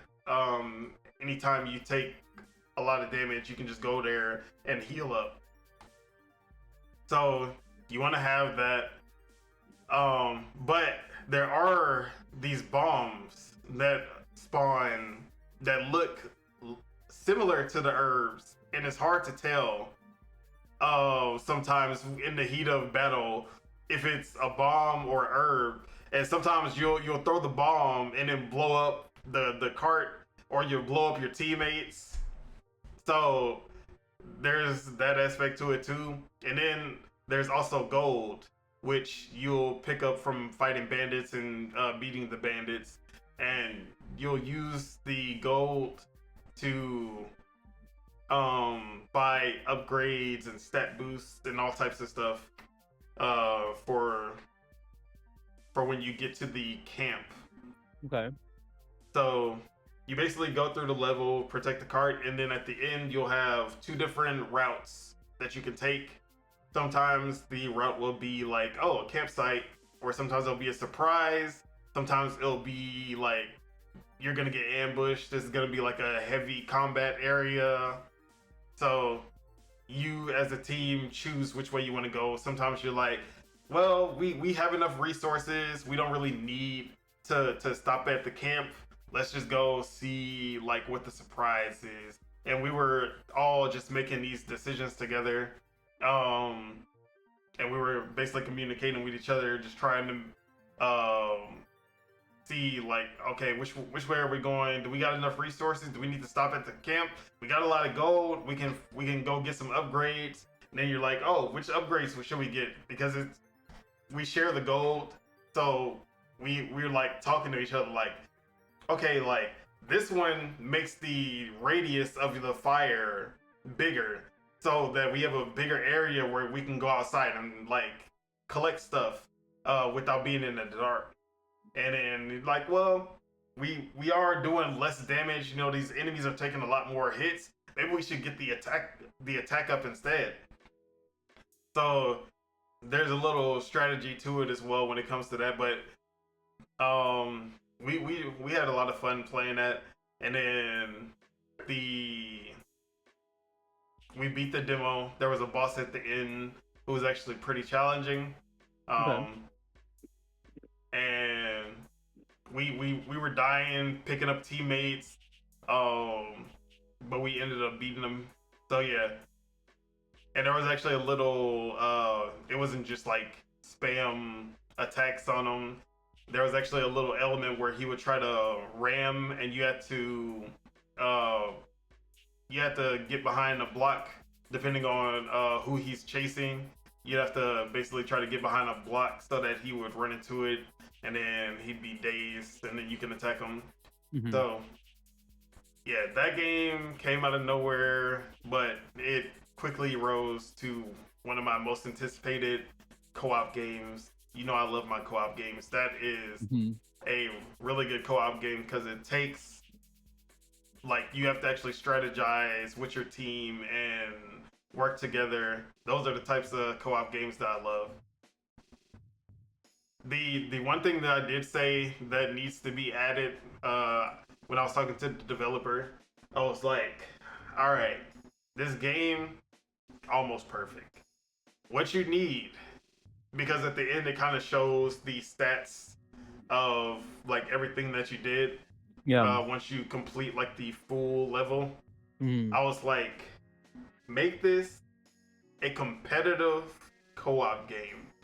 Show everyone's individual stats, and then give them, whoever is the winner, give them like a little crown or something, kind of like the Super Mario 3D World, where then you're like, okay, I need to make sure that I'm getting everything. I'm picking up the most gold. I'm picking up the most health. I'm picking up the most wood, because that's how I'm. Because I was like, I don't know if this is supposed to be competitive, but when I see somebody going for something, I'm like, I'm gonna get there first. Give me that shit, bitch. I'm like we supposed to be working together. I'm like, nah, I'm taking all this shit. Get it. So I always love those elements. I hope that is something that they add by the time it comes out. I believe he said it's supposed to be coming out January 2025. Okay. And it is wish listable on Steam, if I remember correctly. Let me make sure. I think I already wish listed. Yep. So it's on Steam, Wildwoods. You can wish list it. Okay. But yeah. Nice. Excited about that one. Okay. So the number 2 game on my list is something I was already hyped for, but playing it just confirmed what I already expected, basically. And that is Mighty Morphin Power Rangers Rita's Rewind. Oh, yup. Oh, yup. I love beat 'em ups. Mm-hmm. Like, it's hard to make a beat 'em up that I don't like.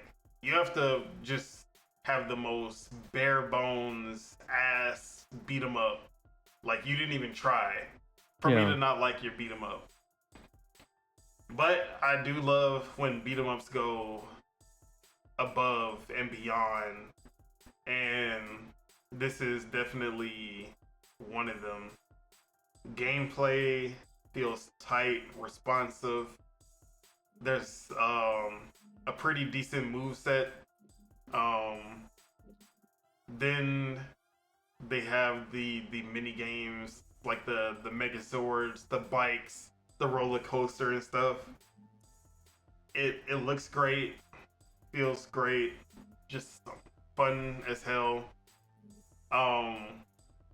The developer from Digital Eclipse, that was he was one of the writers, and he was basically the one like showcasing the game and everything. And he was so passionate about this game. Like, I loved him. He was probably one of the best people that I talked to. Okay. Because he was just like he was like, man, like back in the day, every like ensemble cast of characters was getting their beat 'em up. X-Men, TMNT had TMNT got everything. Yeah. But there was the X-Men, there was even the Simpsons, and he was like, how did the Power Rangers never get their beat 'em up? And like he was saying that he was working on like the remasters or the like making of Karateka. He was the one who like did that and also did like the docu-series. So he was doing those type of games where he's bringing back games from the past, but Digital Eclipse gave them the chance to make a new game using one of the licenses, and he was like, we gotta make this right. The Power Rangers beat 'em up that never happened. This is the time. So yeah, he was very passionate. He was very hyped for the game, and that made me even more hyped for the game too. Yeah. Okay. That was number 2, right? Yep. Okay. So number 1. Now this is also an indie game. No publishers, no funding from. This is a few people, I believe. I think two of them, two of the developers were at PAX West, and they were talking about the game. Yeah. So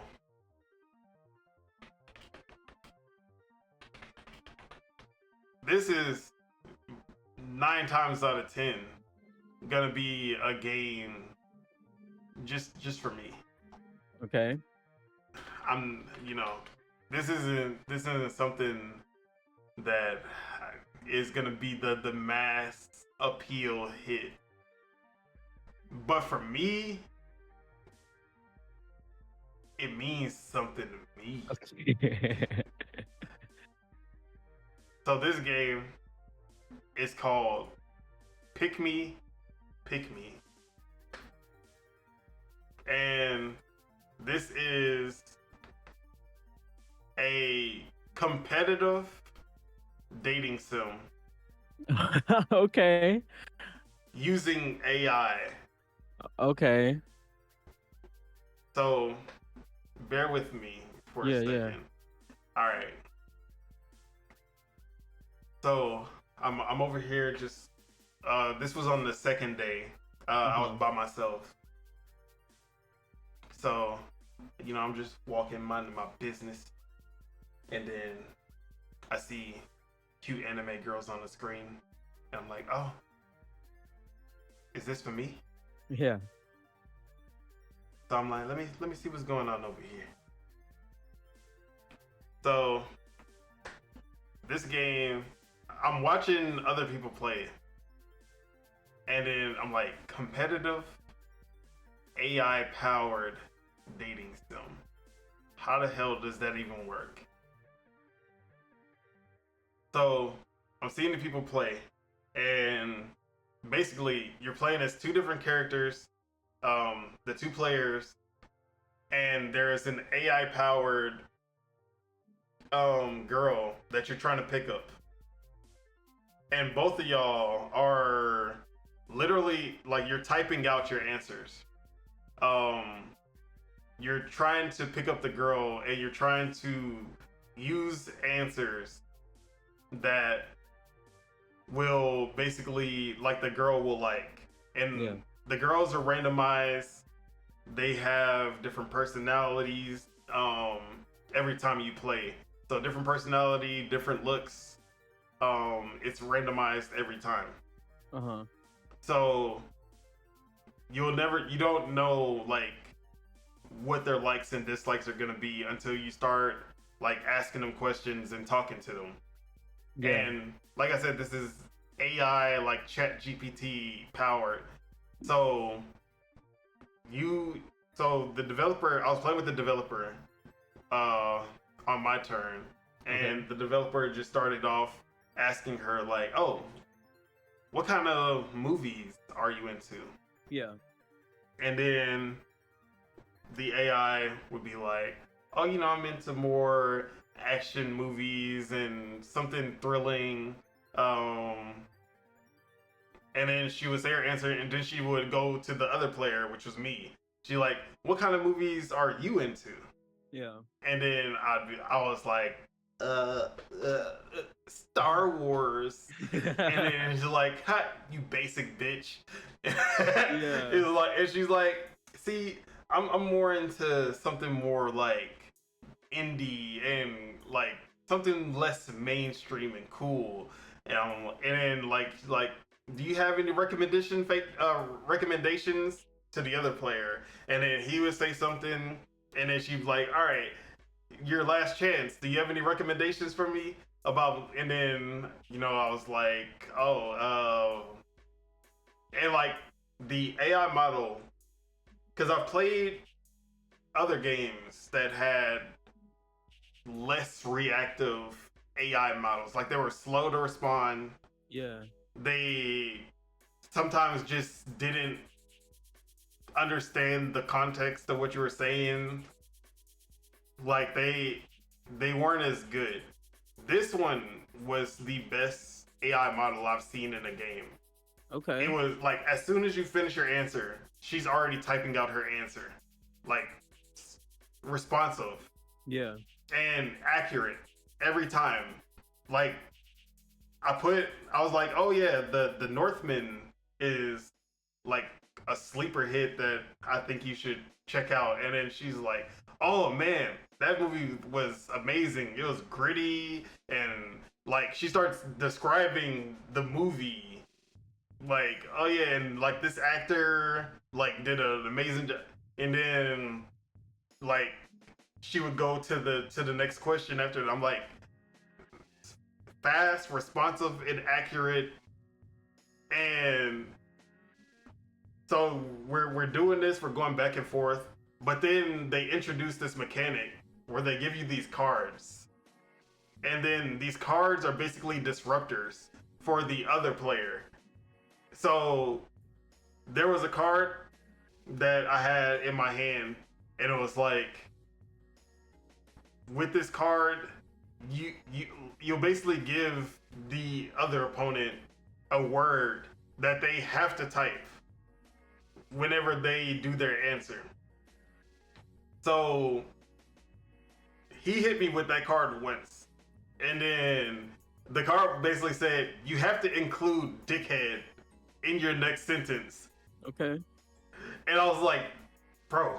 I was like, and I was like, that other guy over there is a dickhead, but this is so, and then there was one card where it only gives you a list of words that you can pick, and you have to choose you have to make a sentence using the list of words that they picked for you. You can't type your own answer.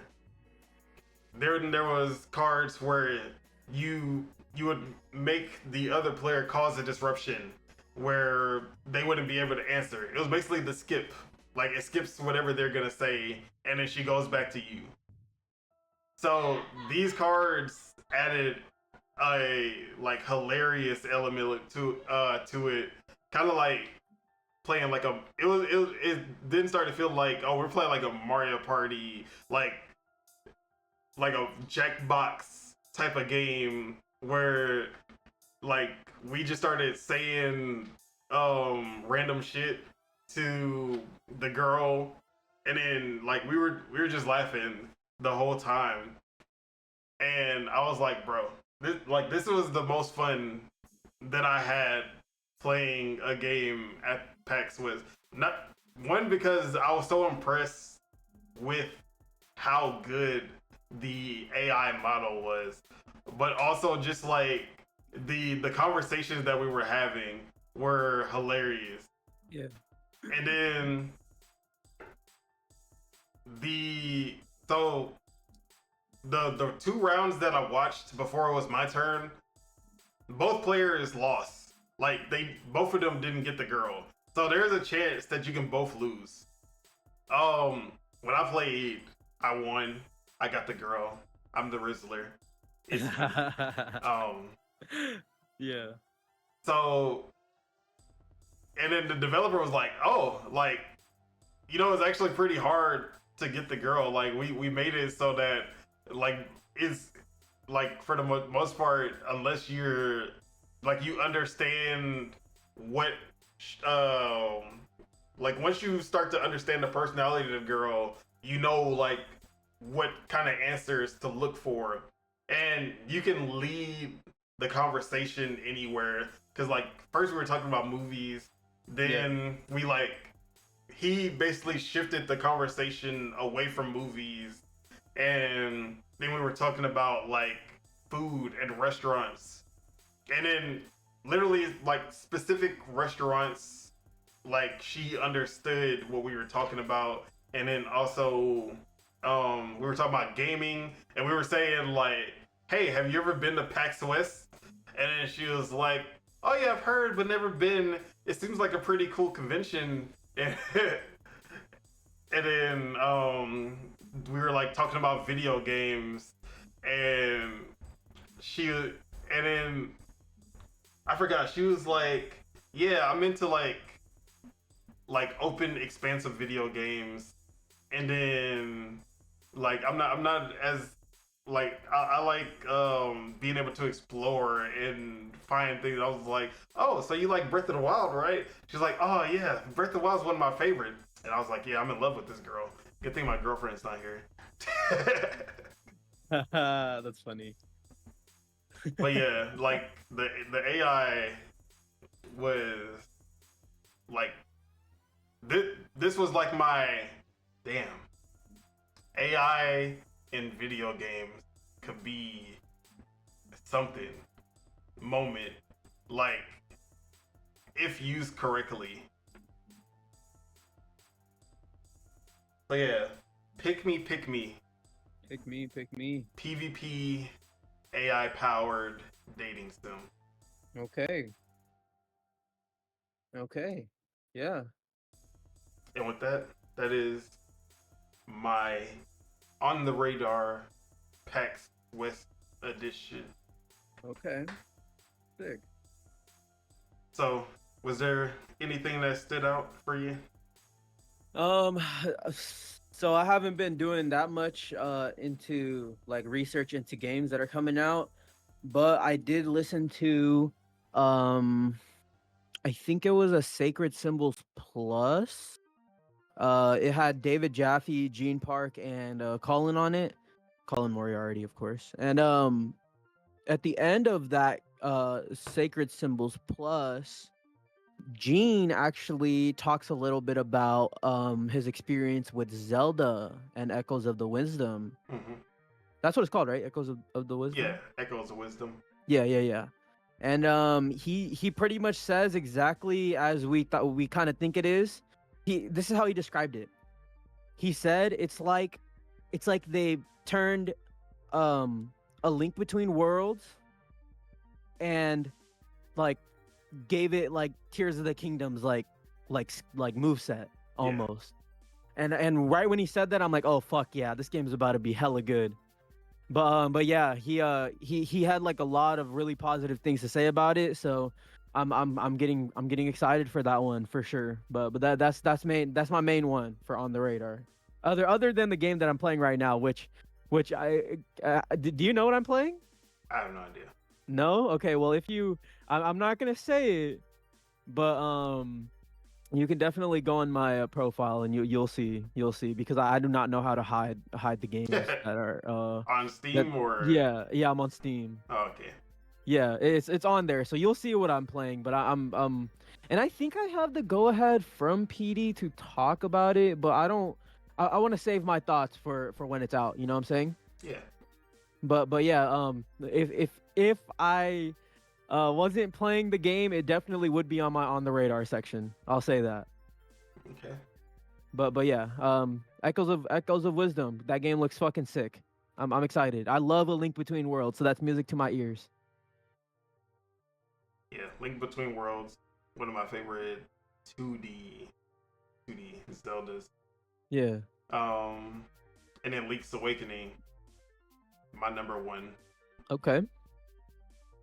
So the Link's Awakening remake, I actually didn't even play the Link's Awakening remake, but I was always interested in playing it just because of that art style. So seeing that art style reused in this new game, I was like, yes.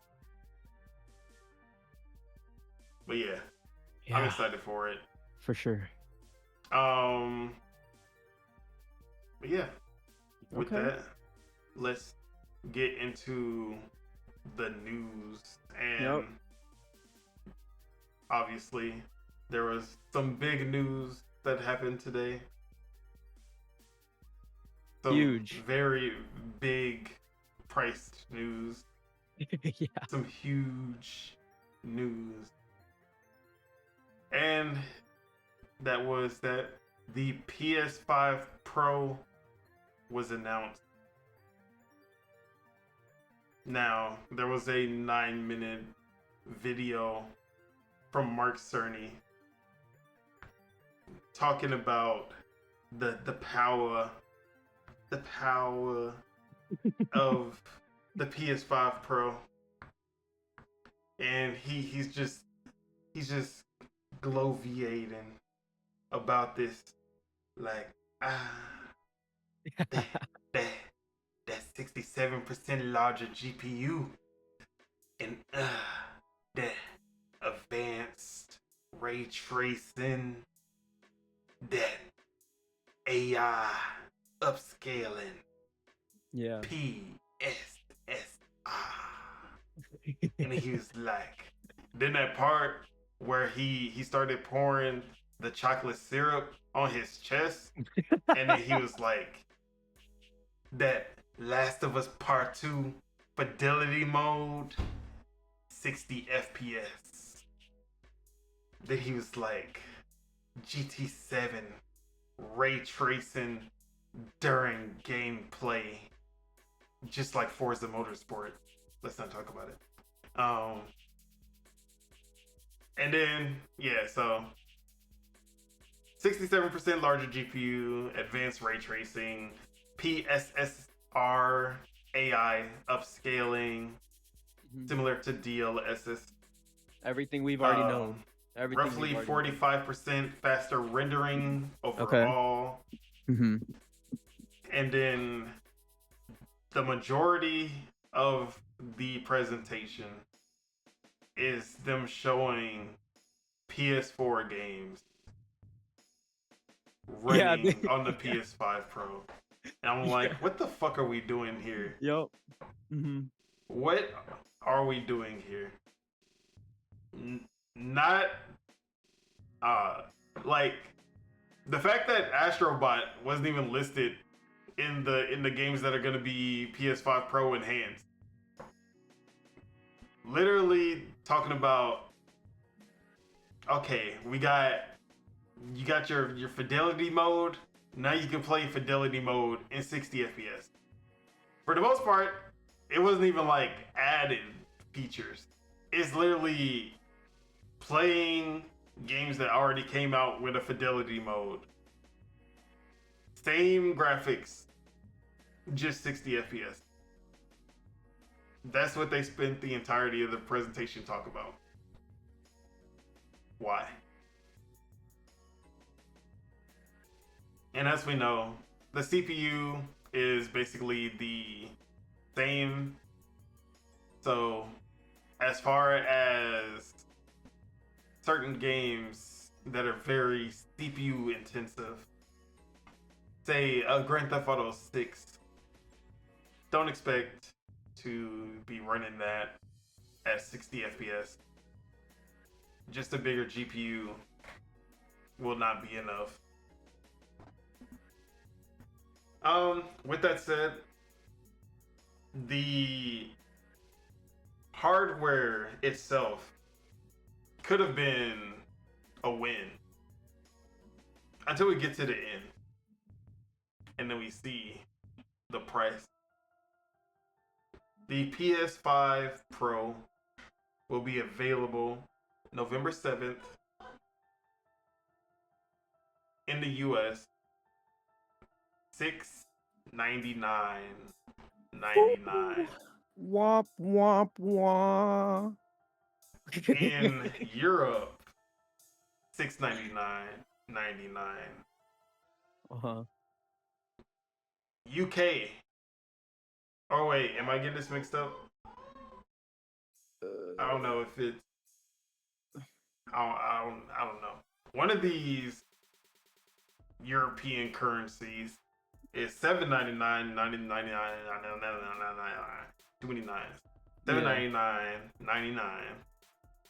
And I think that translated to like $924 or something like that. Ooh. Like, it was crazy.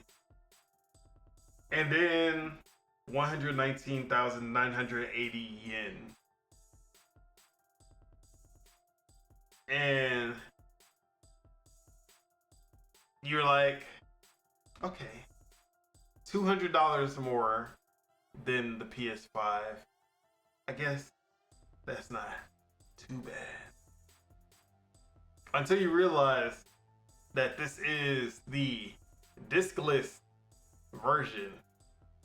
There is no disk drive. Yeah. You have the option of buying a separate dick drive. A dick drive? You can buy the dildo attachment dick drive to the PS5 Pro. Yeah, $80 for $80. Yup. So then you have it at $780 if you want the full disk drive experience. If you're coming from the $500 PS5 and you want to make sure your disc works, $780. But wait, there is more. The vertical stand is sold separately. They didn't even have the decency to put the stand in the box. So if you have an entertainment system like mine, where the PS5 does not fit because it's too big, and you have to stand it up, another $30. So then it is now $810. Dollars. In Canada, it's over 1,000. Yeah. That's what my guy Forderbrand was telling me. Yeah, it's wild. I'm gonna let you go. I've talked enough Okay. shit about Yeah, PlayStation yeah, no, today. I'm a. This is fucking embarrassing. I'll just say that. It's absolutely embarrassing. But both me and you've known that it's gonna be like expensive. Like I knew it wasn't gonna be 500. Like Oh I yeah. knew it was gonna be more expensive than that. But I the was 690. thinking 649 Yeah, I was there with without you. the I was disk there with drive. you. Yeah, I was there with you. Um, if it was 649 plus tax, that would make it around 700. So, either way, the 700 eventually end up being there. But yeah, no, this is fucking embarrassing. Honestly, like they don't give you the decency to give you a fucking disk drive. They want you to buy that separately. The design of the console, I mean, I'll say the stripes kind of give it a little bit more character. I do like the I stripe. yeah, I That's kind how of it goes faster. It's like adding stripes to a car. yeah, yeah. Um, this I'm sorry to say it, but this is a fucking L. This is an L. Like this probably should have been what the system should have been at launch, honestly, because the PS5 is missing a lot of hardware stuff. It's missing the hardware VRS. It's missing the fucking. It has a really bad VRR window. There is I think there's software VRS, but it's not like hardware based. Yeah, Um, it's I already the mesh shaders the are mesh not shaders. Yup, on that the all level of that the stuff. Xbox. Yeah, and then the one thing that I always hone about, like, or that I always talk about, is the fact that there is AI tools in the Xbox Series X and S that are like that developers just flat out just don't use, like straight up. So I hope that the PS5 Pro coming out kind of taps into that for the Xbox side. Like more third-party developers hopefully will use those AI extensions on the Series X specifically. But also I want to say, low key, this can be like an opportunity for Microsoft. If they look at this and they maybe even during the holiday they're like, okay, you can get the Series X for $399. If they do that, I think people might look at the Xbox more. They might be like, nah, fuck the PS5 Pro, especially for the people that are still on the older generation. Like if they see a $399 Series X, if Microsoft is more aggressive, um, they can take the ball and fucking and run with it to the end zone, bro. I feel like this is an opportunity because this video is getting massively downvoted. You know what I'm saying? Like people aren't that happy right now. Like maybe like the hardcore PlayStation fan is like, fuck yeah, I don't give a fuck how much it costs. I'm buying it anyways. But BG. I Shout wait, out to what? BG. Oh yeah, Broken Games. I don't know what he said. I don't know what he said about it, but He there day one. He didn't care if it was only give him 10 more frames. He was there. yeah. I know some people that are there too, but I don't know. I think Xbox can take this opportunity, man. If they had some fucking cutthroat in them, if they had some fucking fire in them, Come but on. well, Come on. It's Xbox. We know yeah. they don't have that. If you're listening, Phil fucking Dominus, do it, bro. Try to push for it, man. This is an opportunity. This is an opportunity. This is a fumble. If I was Xbox marketing team, the first thing as soon as that shit got announced, I would have said we still got the most powerful console ever made, and then put the Hellblade 2 footage, and then just left it at that. That's hella and funny. then have all the fanboys mad. It don't matter. Like, how are you gonna say that? Look at the specs. Yeah. Like Hellblade 2. Oh, yawn emoji. Yeah, like a little tease or something, right? Like throw a shot at them or something, dude. I don't know, but I think this is definitely a fumble, and then on top of Concord fucking failing, and and them not even showcasing not one brand new game with it. Like I'm sure it's gonna come. I'm sure there is gonna be a showcase for whatever is coming out, but like a Ghost of Tsushima 2 or a Ghost of Tokyo or whatever direct or something. But Come on, we're not seeing Ghost of Tsushima. You know what we are gonna see though? You know it's gonna be the showcase for the PS5 Pro. what's gonna be the showcase? Horizon Zero Dawn remake. If that is still coming out, then yeah, probably. Shit, dude, I don't know. All I know is when I woke up, I'm like, I just felt so validated, bro, because I've been saying for such a long time, like the people that I know, like the personal people that I know in my own city that are like my homies, some of them are still on PS4 and they've been like wanting to upgrade for at least 2 years now. So I've been talking about it for a while. And I've been telling them like hold off on it because you're gonna get a better product. Like this in my eyes, this is what the PlayStation 5 should have been just in general. Like it should have just been this. But um but you know for them I'm happy for the people that are like on PS4 that didn't get a PS5. As a PS5 owner, I'm not gonna lie, I do feel kind of burned.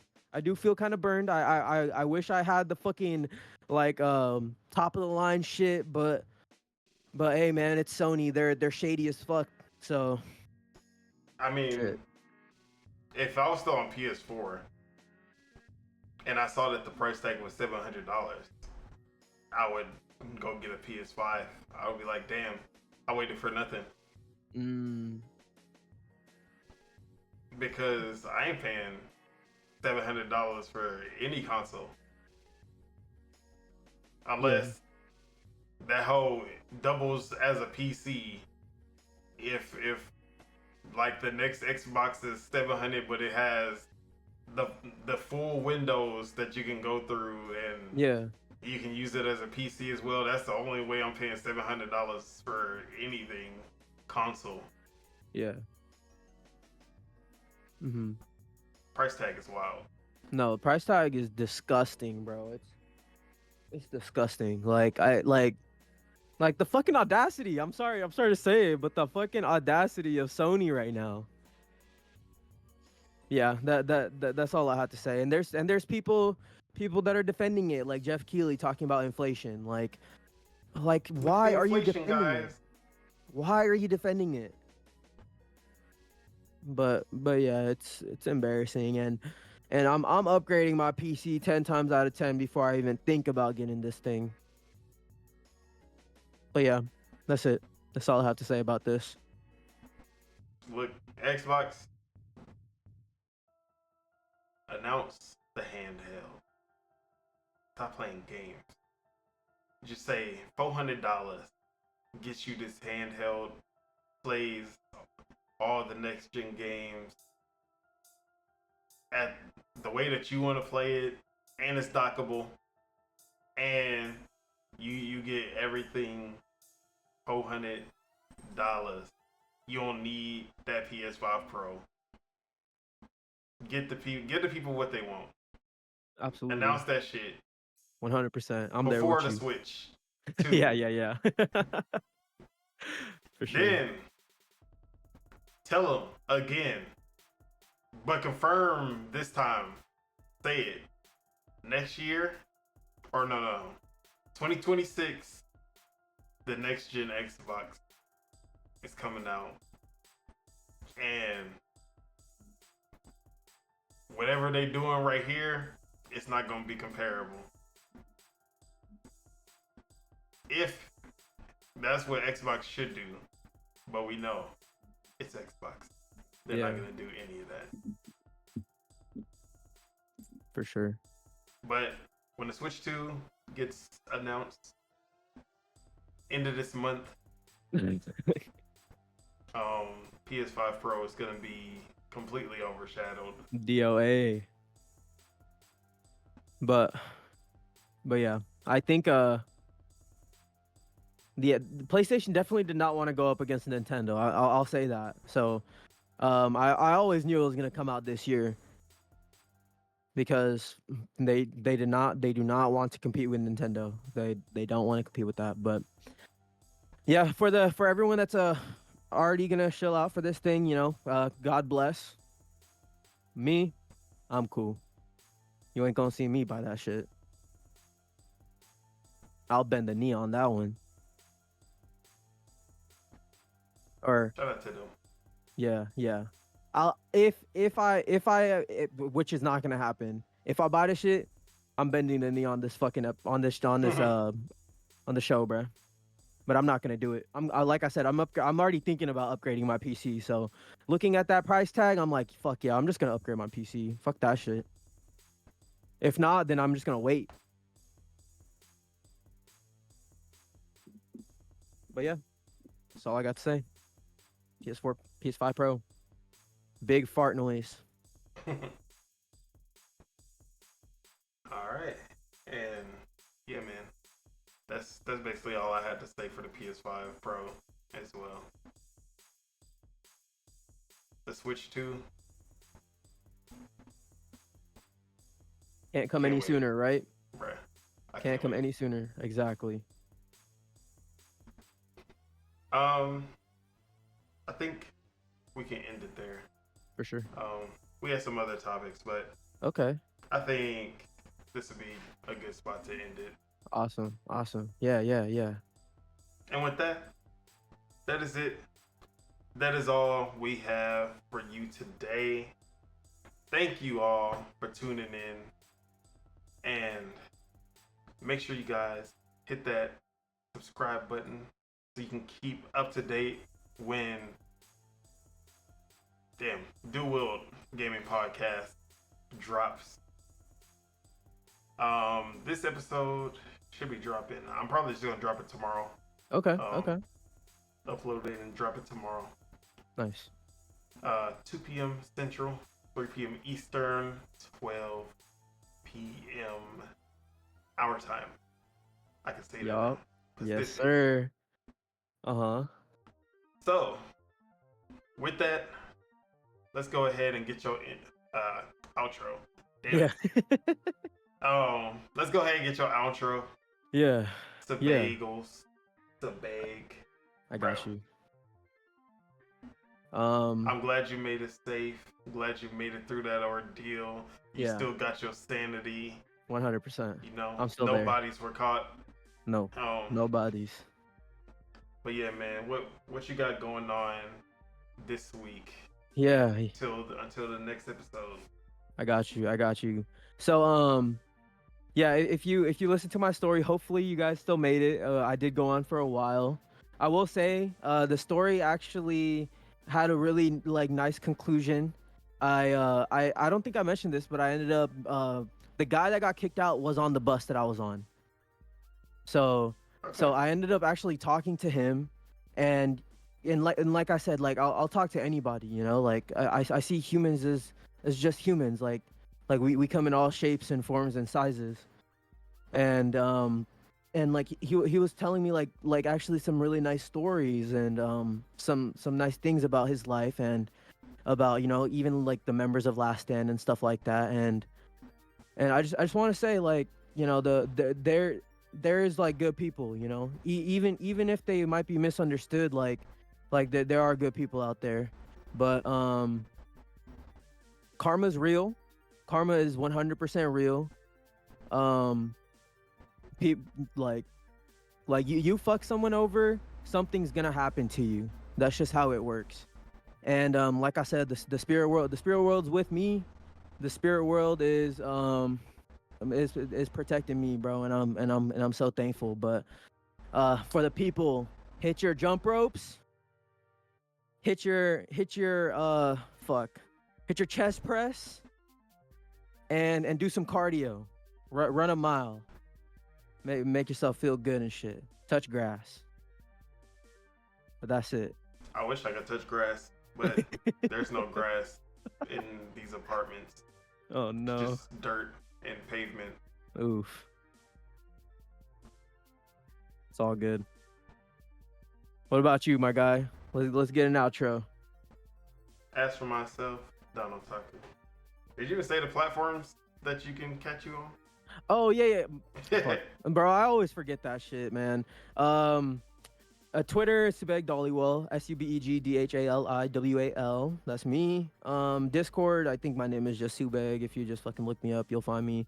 If y'all want to add me on any platforms, PlayStation, I'm at Subagels. Xbox, I'm at Avatar Subeg. Spell exactly how it is. No numbers, no nothing, no underscores. I'm still on Twitch. I haven't streamed in a minute. I'm still on YouTube. All that is at Subagels. And check me out at Lords of Gaming. Go check out my article. Read my reviews. Read everyone's stuff. It's we're doing fucking great. I published my Fragpunk video got published. So if you go on to the Lords of Gaming YouTube, you guys can check out that video if you're excited about Fragpunk. And tune in potentially next week, depending on the day that we record. You guys will hear me give some thoughts about a new video game, and it's exciting. It's exciting times. All right, can't wait for that. I'm really trying to think what game. I guess I'm gonna see it, but yeah, you'll see it if you go on my profile, and you'll be happy because it's kind of a game you put me on. You kind of put me on it. I bet. Yeah. So yeah.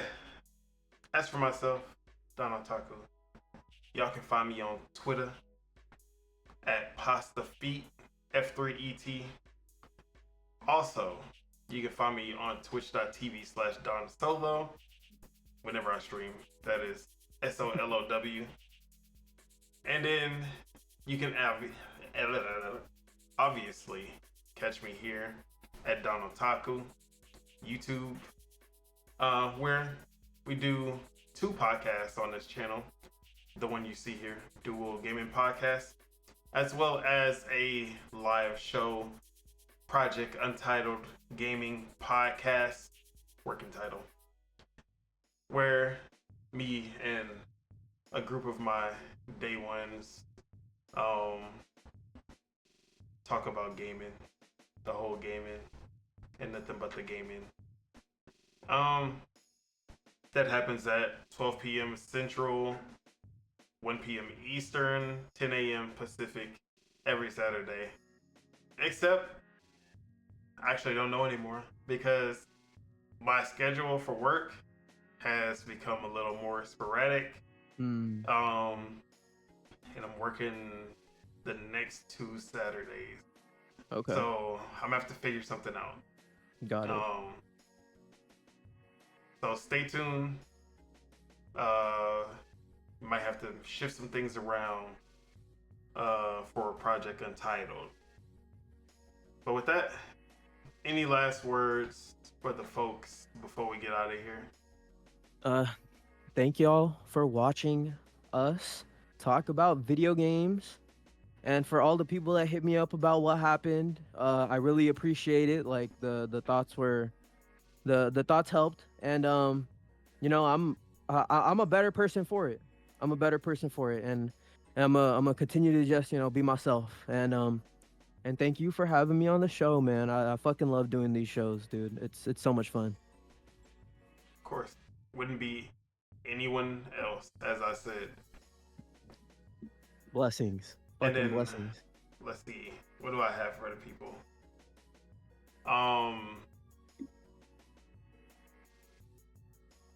Dating sims, bruh.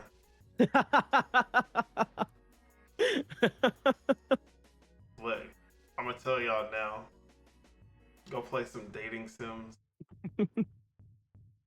and you'll find the love of your life, like I did. It's gonna teach you how to rizz them up. You feel me? Not these basic bitches out here, but you need one of them. You need an anime girl. You feel me? You need a waifu. Yeah, you need a waifu. Don't settle for a hoe when you can have a waifu. You feel me? Get out there and get your waifu.